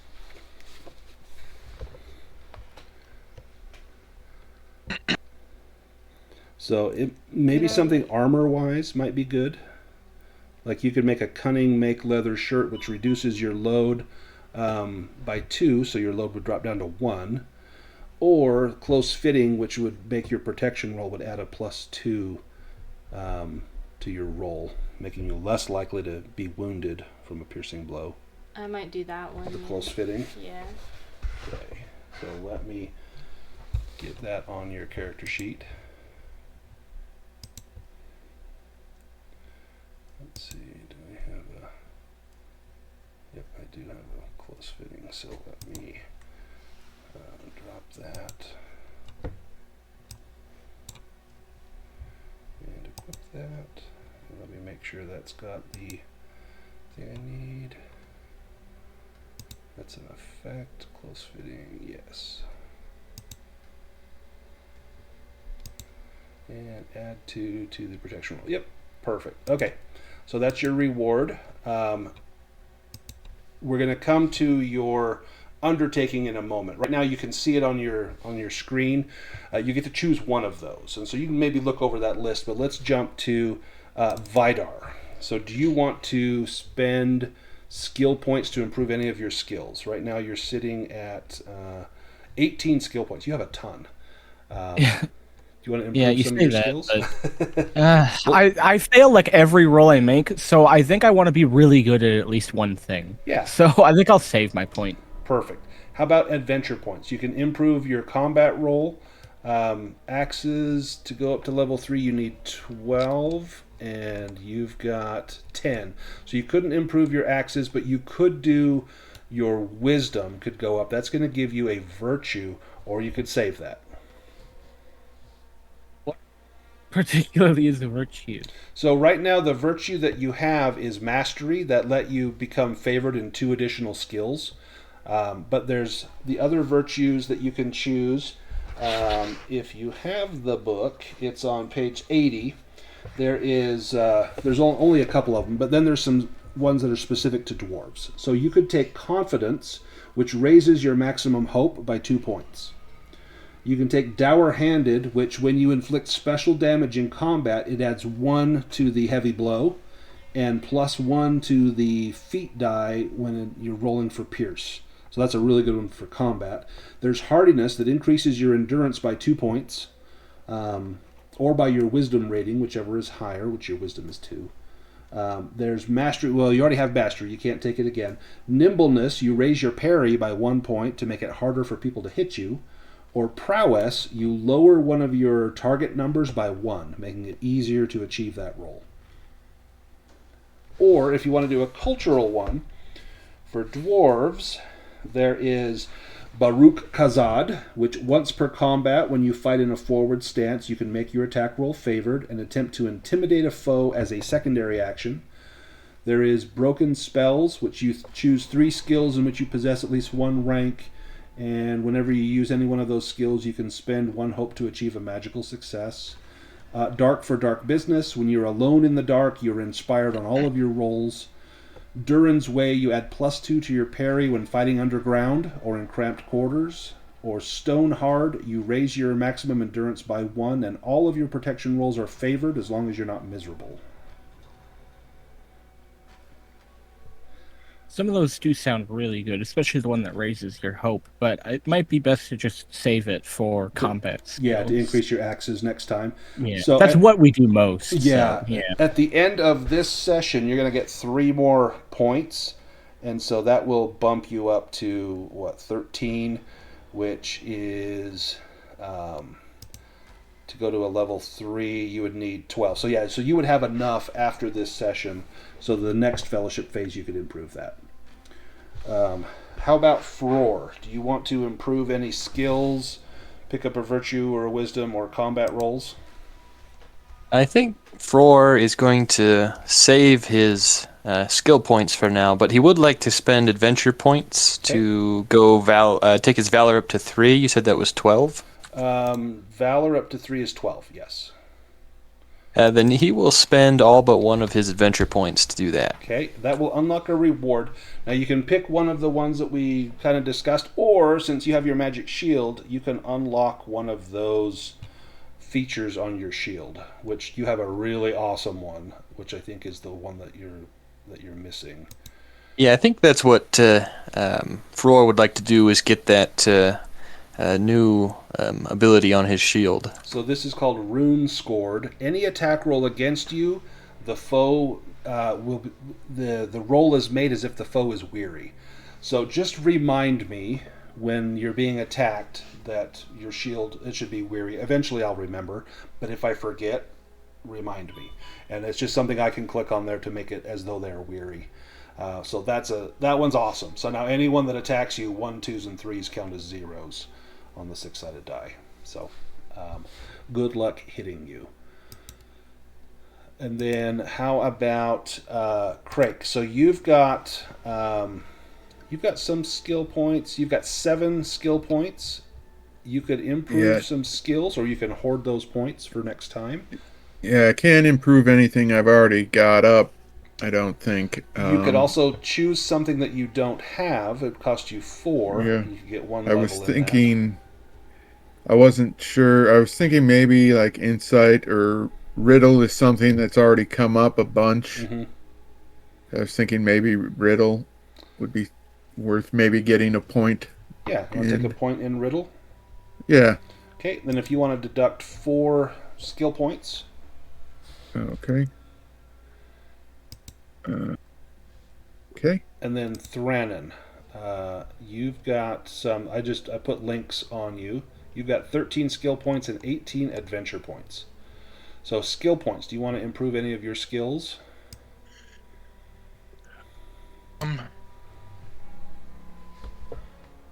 I can't use those for combat proficiency. No, so that's what correct? your adventure points would go for. Okay. Yeah. Let's go for healing.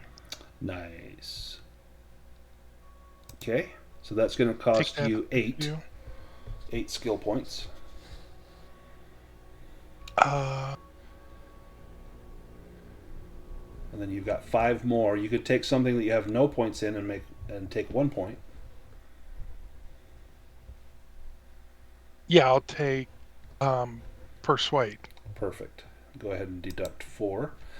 And now adventure points, you have 18. So you could take a combat skill. You could take like axes up to 3, or swords up to 3, or you could do a valor or a wisdom.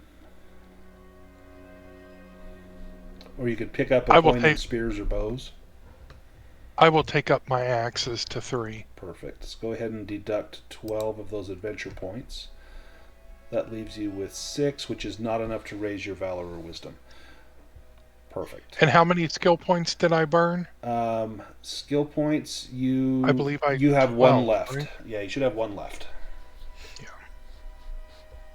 Okay, wonderful. Perfect. Okay, so that is the upgrade portion. Next is the undertakings. So in a fellowship phase, we choose one for the group, and then we can choose one free one based on our profession. But at Yule, we can each do one.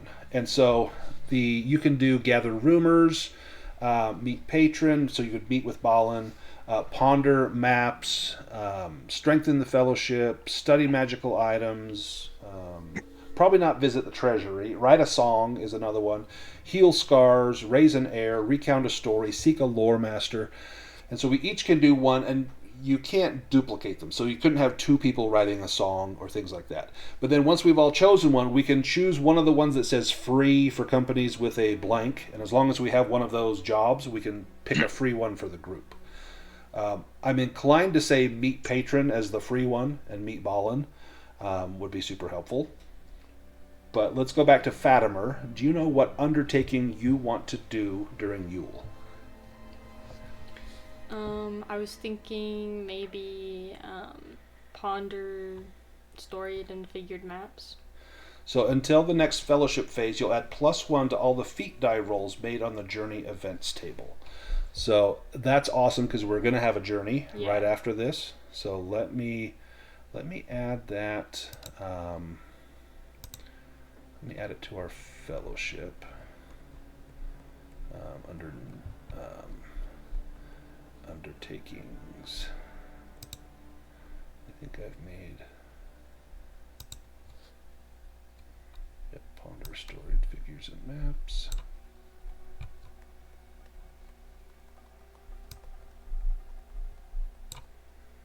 Let's see.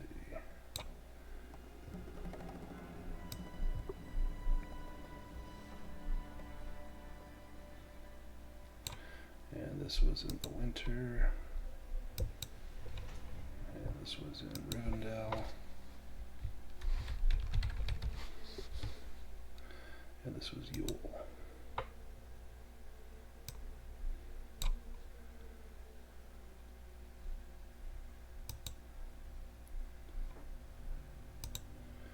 Perfect. Oh, oops, hang on. That put it in the wrong spot. Let me edit that.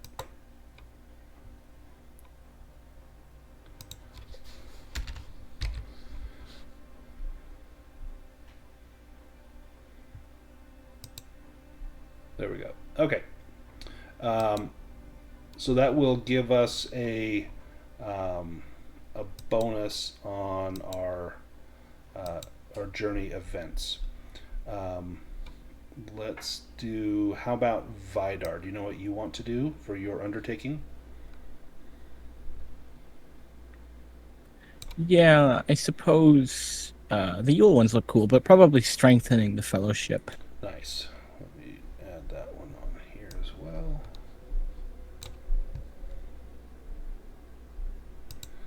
That's winter of 2965.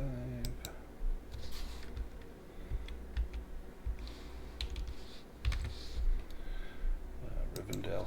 So that's going to add one of those points, and that will be with us during our until the next fellowship phase. So let me increase that.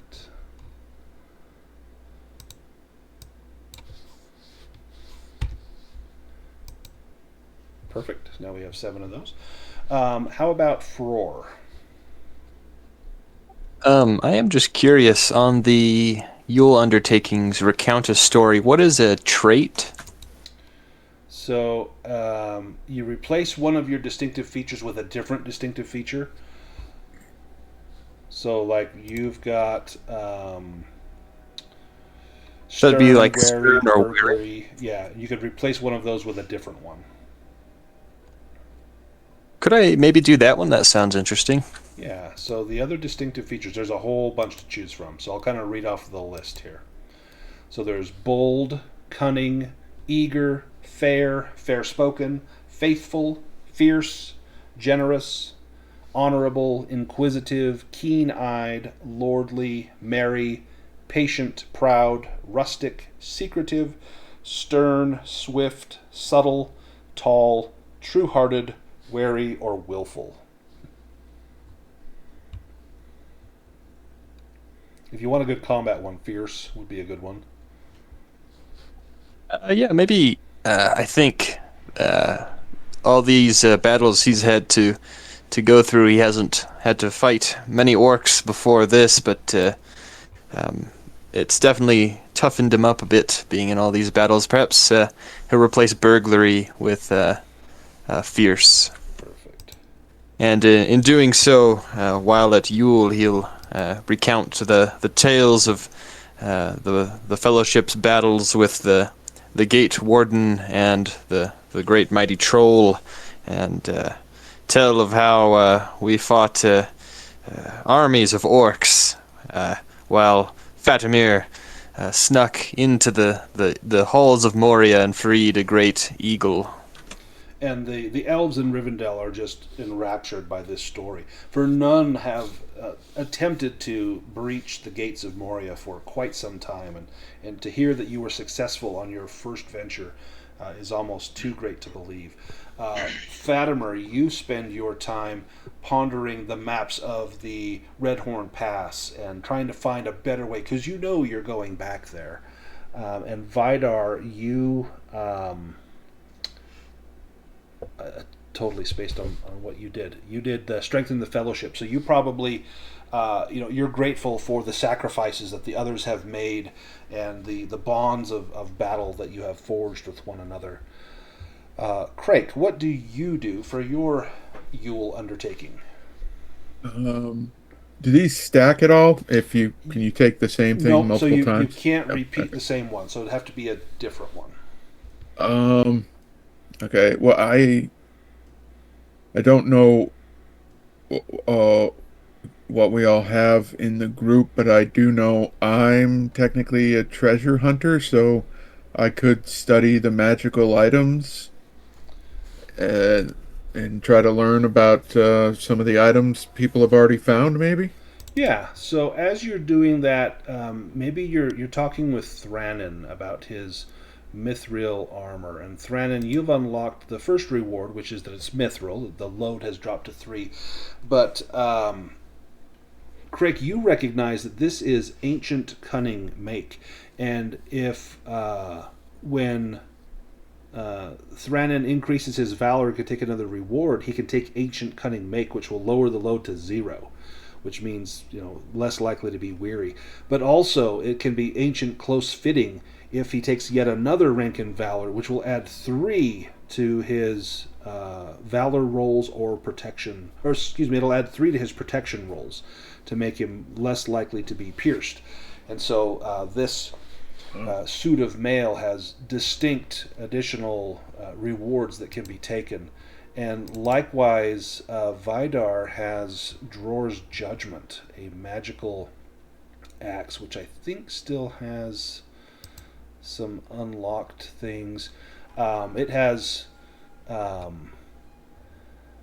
it's rune scored, much like the shield that Frór just upgraded, and when you make an attack with that weapon, you ignore the effects of being weary, which would have been super useful in just this last battle earlier in the session.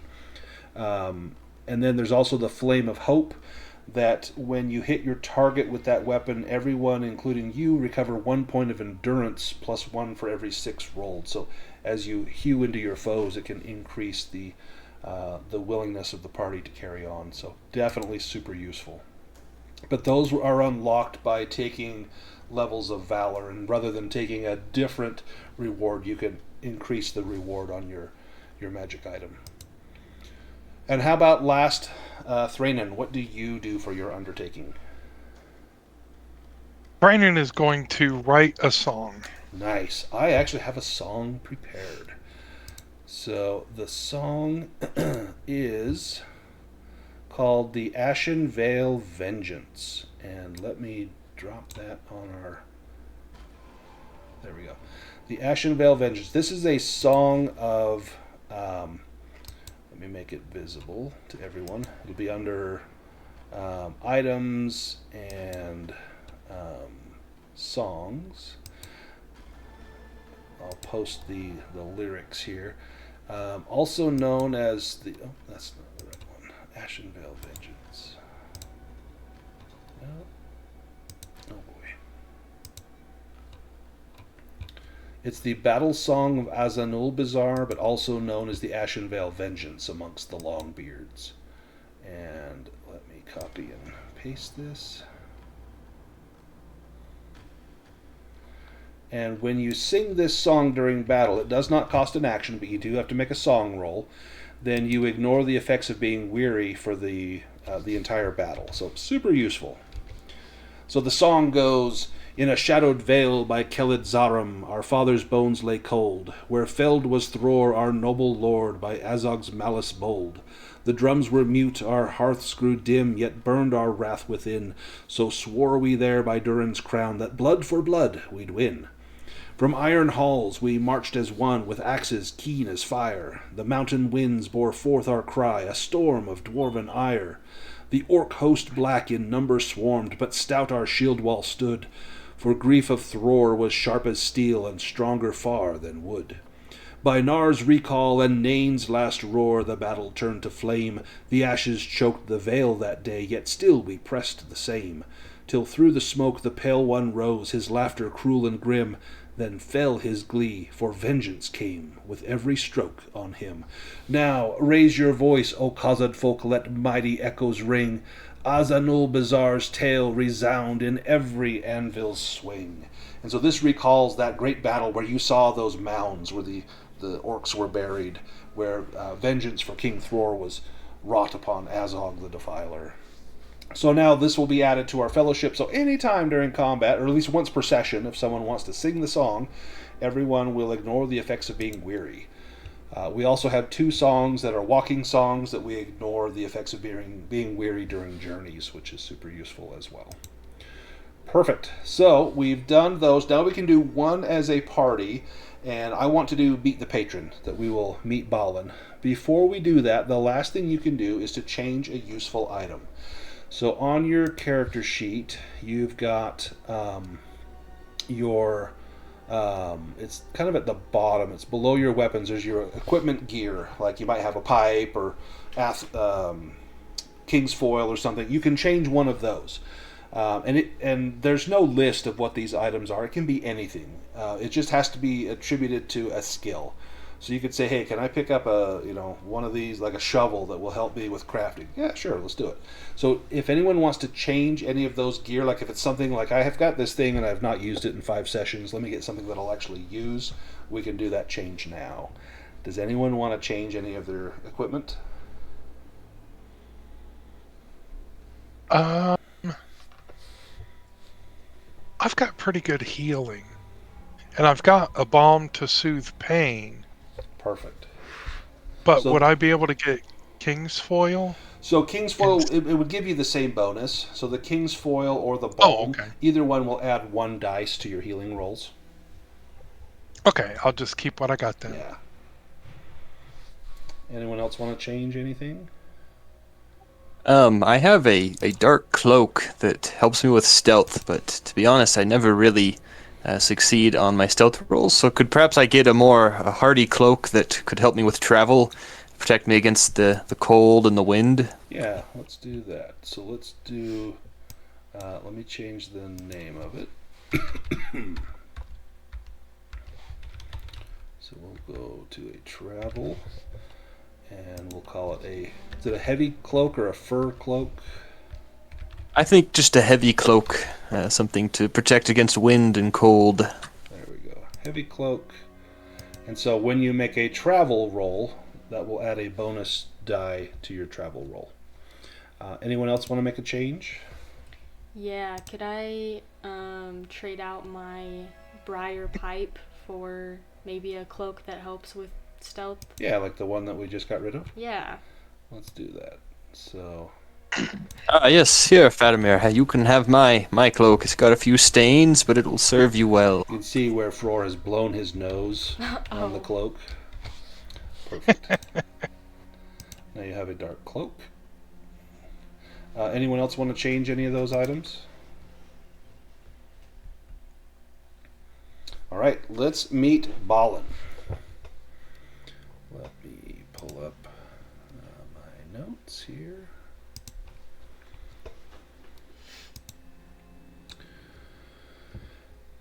A meeting is called with Balin. He asks to see you all. And he says, you've seen it with your own eyes now, the shadow that festers in Moria.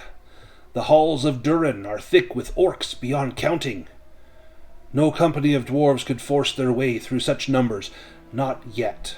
To reclaim our home, we must be as cunning as we are steadfast. But take heart. Orcs are no kin to loyalty. They serve their own greed, their own spite. If we cannot best them with steel today, perhaps we may set their malice upon each other.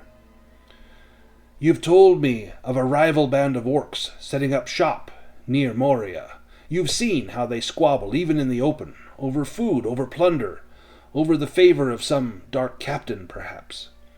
If such strife were kindled into open war between their clans, the vermin would do our work for us. I ask you then, learn their ways, find where their hatreds lie buried, what chieftains mistrust one another, what rivalries fester in the dark. Strike sparks where the tinder lies thickest. A feud among orcs could thin their ranks to half before we ever march a single company into the gate. I know it is no small task I lay upon you, yet if Durin's folk are to return, it may begin with this, to turn the enemy's malice against itself, and prepare the way for the day when dwarves once more walk the great halls beneath the mountain. And he sets a heavy hand upon the nearest shoulders, his voice softening. Do this, and you'll not just win my gratitude, you'll win a place in the songs of Durin's folk when the tale of Moria's return is told. And so that is your new quest. Your first quest was to see if it could be breached and if it was worth going into. Now it's to sow discord. You know you wouldn't stand a chance, the 5 of you against every orc inside Moria.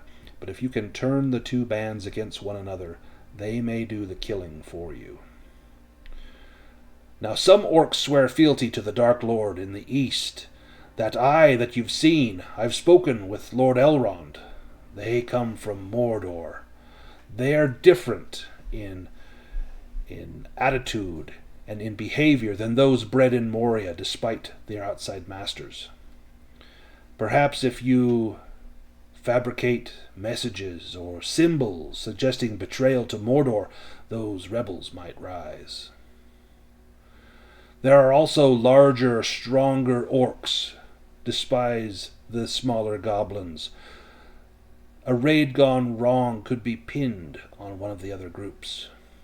Perhaps there are many captains who try to lead these orcs, but surely they don't answer to just one. Perhaps you plant evidence, a weapon, a witness, a rune, proving where one side lies. If you do this, the way will be open to all of dwarves to reclaim our homeland. However, you have done well already, my friends, but there is more yet. If we are to return to Moria in numbers, if we are to reclaim it not only with steel, but with spirit, 2 treasures must be found. The first, and I'm going to type this in the chat.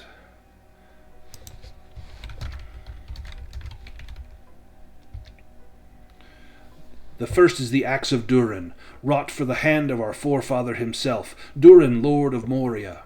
A blade that drank the blood of countless foes when the world was young. It is said the axe was lost in the deeps during the last defense of Khazad-dûm, when the orcs swarmed over the 21st Hall. If a dwarf were to raise that weapon once more within the dark, even the most craven heart among us would grow bold, and the orcs would know their doom was nigh. And he stops and lowers his voice, more solemn now. But courage alone will not move kings. Erebor is strong, and King Dane is wise, but cautious. As you are aware, I and others have made oaths to not set foot in those halls. This is why you have embarked on this undertaking. But in order to effect a return, we must convince King Dane to recall his oath and replace it with a blessing. Oh, Dane will not give his blessing lightly. For that we must show him proof that the glory of Khazad-dûm yet endures. The proof of that is... Let me type it out. The bell of Azanulbizar, the great bell of Mithril that once rang throughout the Dwarodelf. Its voice was said to carry clear from the endless stair to the very gates of Durin. If Dane were to hear it toll again, he would know that Moria yet calls to her children. Bring me these 2 treasures, the Axe of Durin, to strike fear into our foes, and the bell of Azanulbizar, to stir the heart of Erebor's king. Then perhaps the day may come when Durin's folk march once more beneath the mountain of Moria, not as thieves in the dark, but as lords returned. So this is the crux of the campaign, is to find these 2 items. If we find these 2 items, we can convince Dane to recall his oath, and the dwarves will undertake the expedition into Moria, which in the history of Middle-earth actually happens like 40 years from now. Balin actually sets foot in Moria.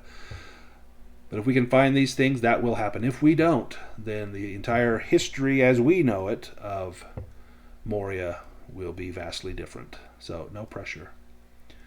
But if we can find the Axe of Durin and the Bell of Azanulbizar, then our fortunes will turn, and Moria will once again be in the hands of the dwarves. Let me have each of you make a lore roll.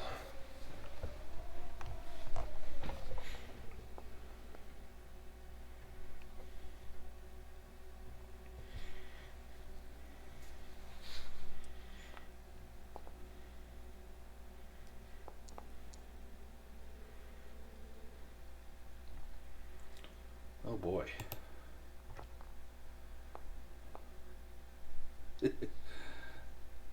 Fatimer, can you do it? Can I use my Book of the Mad Druid to help me with Yes. this? So do you want to make it a magical success? Otherwise, you just get a bonus of 2 dice. Yeah, I'll do a magical Okay, success. that'll cost you a point of hope.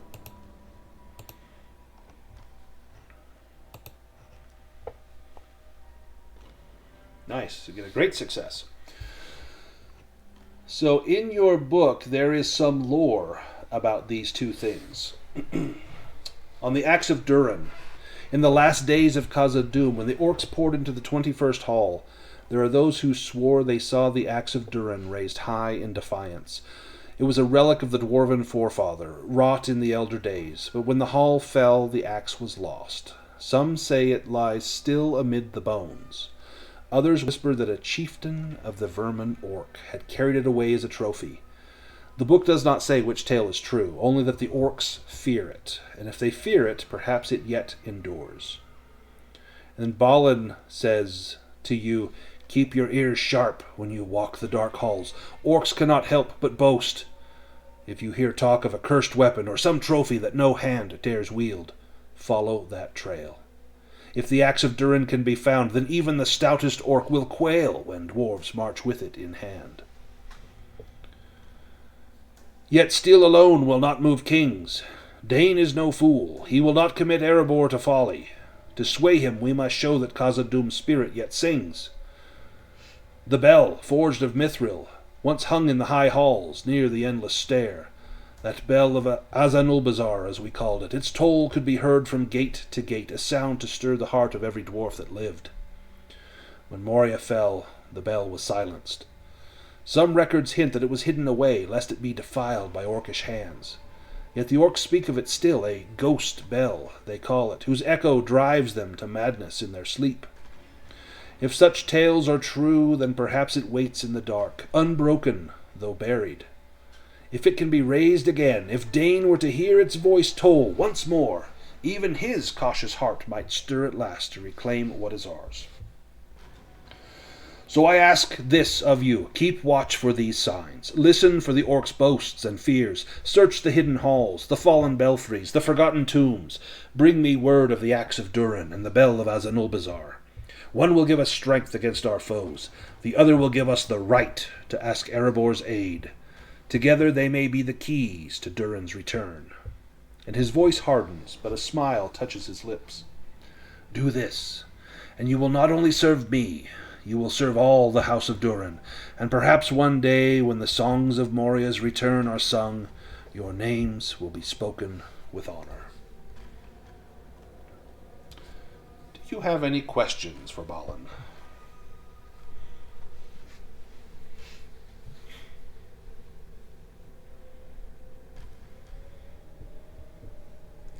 In that case, let's have a council with Elrond.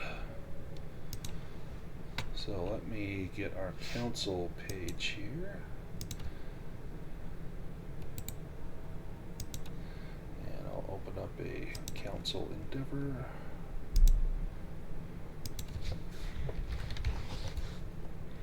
And I need someone to make an introduction as we meet with Elrond. It can be awe, courtesy, or riddle.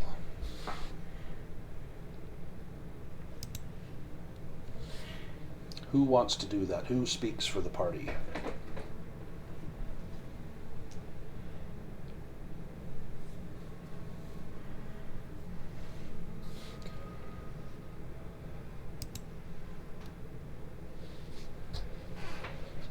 None of you? None of you are brave enough to entreat with Lord Elrond? Frór will begin by perhaps trying to awe Elrond with tales of what the Fellowship has seen in the Dimrill Dale. Nice. Give me an awe roll. And can I spend hope on this? You can.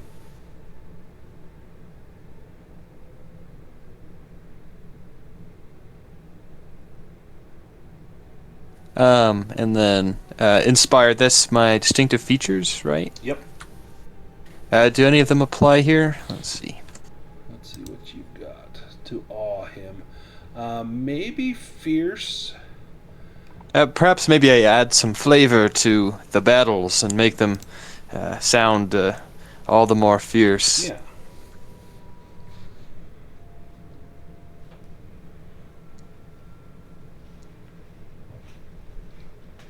Oh, just missed it by one. Shoot. Okay, so again, we don't get any additional attempts. 3 attempts, we need 3 successes. So now you can each do some different skills. Some examples are in Hearten, Insight, Persuade, Riddle, or Song. Or you can tell me what you do, and I'll tell you what skill it likely is. But we have 3 attempts to talk Elrond into aiding us, and basically giving his blessing for us to go in and stir up the orcs, because he's going to have to deal with them. If we get the orcs all riled up, they're going to eventually run through the Misty Mountains, which Rivendell sits in. So who wants to speak to Elrond after he is less than awed by Frór's retelling of the battles? Thranin will use Riddle Excellent. in an attempt. Oh, with the Gandalf rune, an automatic success. What do you say to him?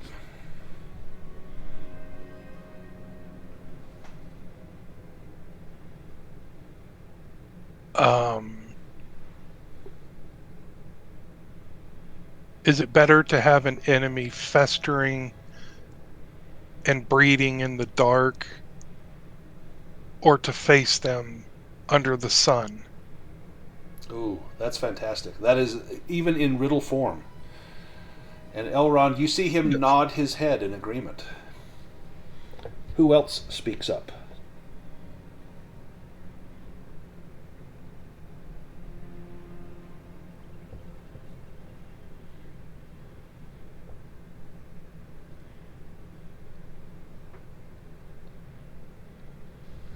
He looks at Craic the Ranger and says, I have spoken with Haldor. He told me of the incredible danger of this undertaking.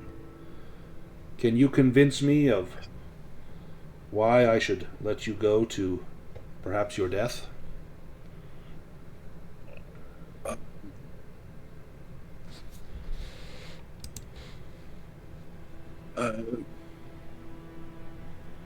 Well, yeah, it would be,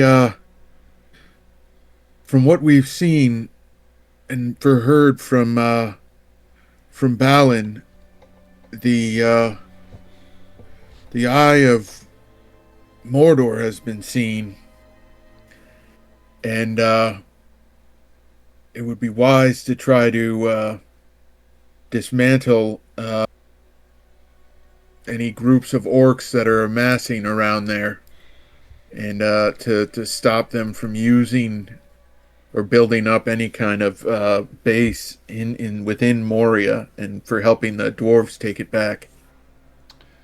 Give me a very well said. And so this kind of falls under, like on the screen, the bonuses and penalties, making an excellent argument. Same could be said for what Thranin said. Give me a lore roll, as you're calling upon the lore of Mordor, to which Elrond is very familiar. And so you can add 1 bonus die onto your lore roll. Okay. Can I use a hope too? You can. Okay. Got it. Nice. Yes. Says, yes, this is my greatest worry. It is not, do the dwarves reclaim their homeland, but it is, why does the lands to the south, why are they spreading their influence this far west? We get 1 more attempt from someone, maybe Vidar or Fatimer.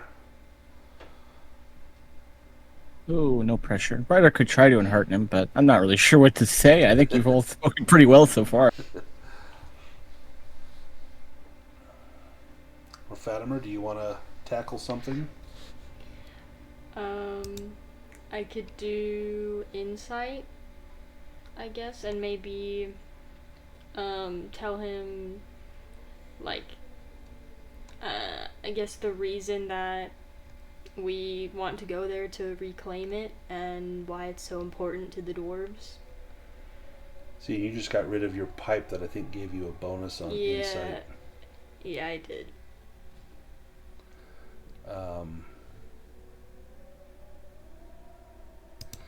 Yeah, if you want to give me... Well, I'll give you a choice. Insight or Persuade.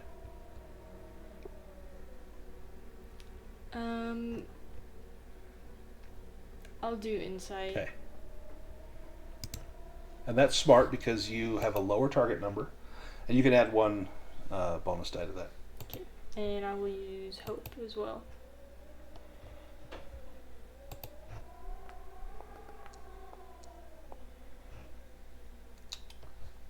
Nice. That's 2 successes. Nice. So we got more than the successes that we needed. Excellent. Final result is a success. Elrond raises his right hand and he says, "Very well." His voice steady and his gaze calm as starlight. There is both a touch of sorrow and wisdom in his voice, as though he recalls the echo of Khazad-dûm's glory long before its fall. In ages past, when Khazad-dûm still shone with light, there was forged the axe of Durin, heirloom of the father of the dwarf himself. In the last defense of the halls it was raised against the tide of orcs and then lost in the tumult. Some tales speak of its fall amid the slain in the 21st hall. Others tell that a chieftain of the enemy carried it away as spoil. The truth has faded, but one thing is certain. The orcs fear it still, and that fear may be turned to our advantage. Should whispers reach your ears of a weapon no orc dares wield, or of a trophy venerated in secret, follow that path. If the axe yet endures, it may become both a terror to the shadow and a beacon to Durin's folk. Yet strength of arms alone will not suffice. Erebor's king, Dane Ironfoot, is wise and wary. He will not cast his people into peril without cause. To sway his heart there must be proof that the glory of Khazad-dûm is not wholly quenched. Once in the high halls near the endless stair there hung a bell of Mithril, the bell of Azanulbizar. Its voice carried from gate to gate a sound of unity and pride among Durin's people. When Moria fell, that bell was silenced. Yet there are fragments of record that speak of it hidden away, lest it be defiled, and the orcs, in their crude superstition, mutter even now of a ghost bell whose echo haunts the dark. He closes his eyes briefly, as though listening to echoes that only he can hear. If such a relic can be found and restored, if its voice could be made to toll once more, then Dane would know beyond doubt that Khazad-dûm yet calls to its children, and he may give his blessing to Balin's cause. Therefore I ask this of you: in the passage through the deeps, watch for signs of these relics, seek where rumor and record intertwine, in the boasts of orcs, in the remnants of dwarven script, in the whispers of stone itself. The axe of Durin may grant strength against the enemy, the bell of Azanulbizar may sway the will of Erebor. Together may they open the way to hope where now only shadows dwell. The road is dark, and the task is perilous, yet if these treasures are reclaimed, your names will not be forgotten while the world endures. Now of the bell of Azanulbizar I know very little, though fragments do remain.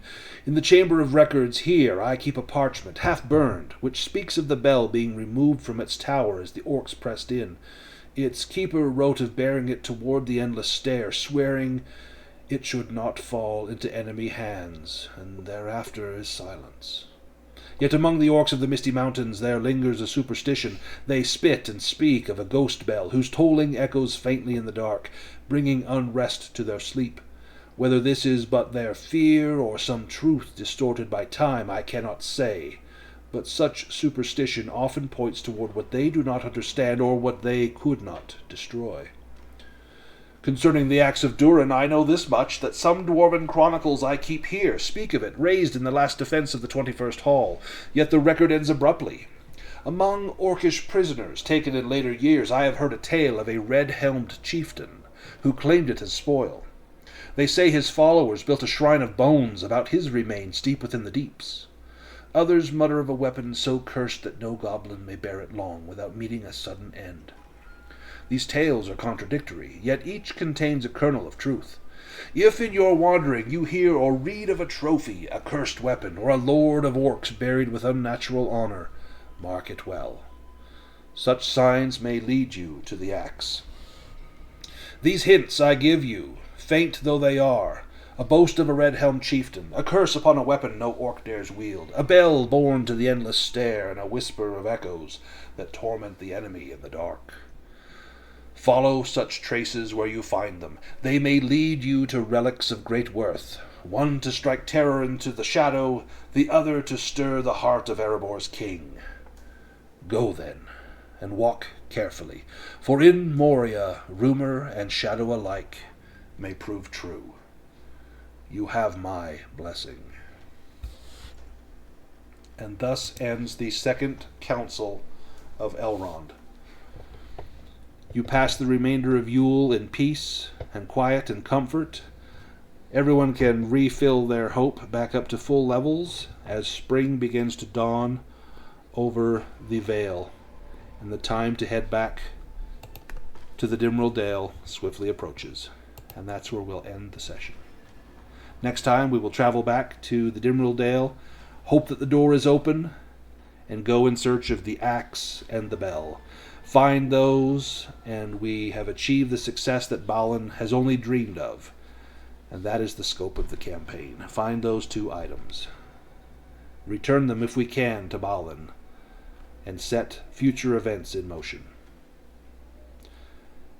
Any questions before we sign off for the night?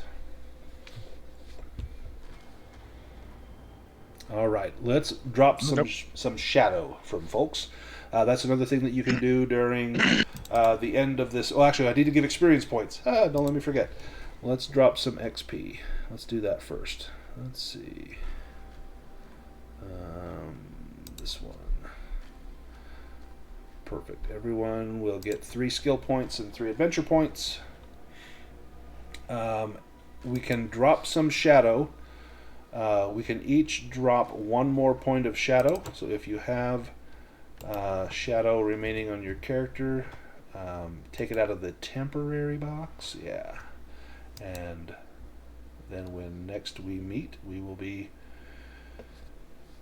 better prepared to know what lies ahead. And now we have allies with the Eagles, with Mocker Crawe and his murder, as well as a goal in mind.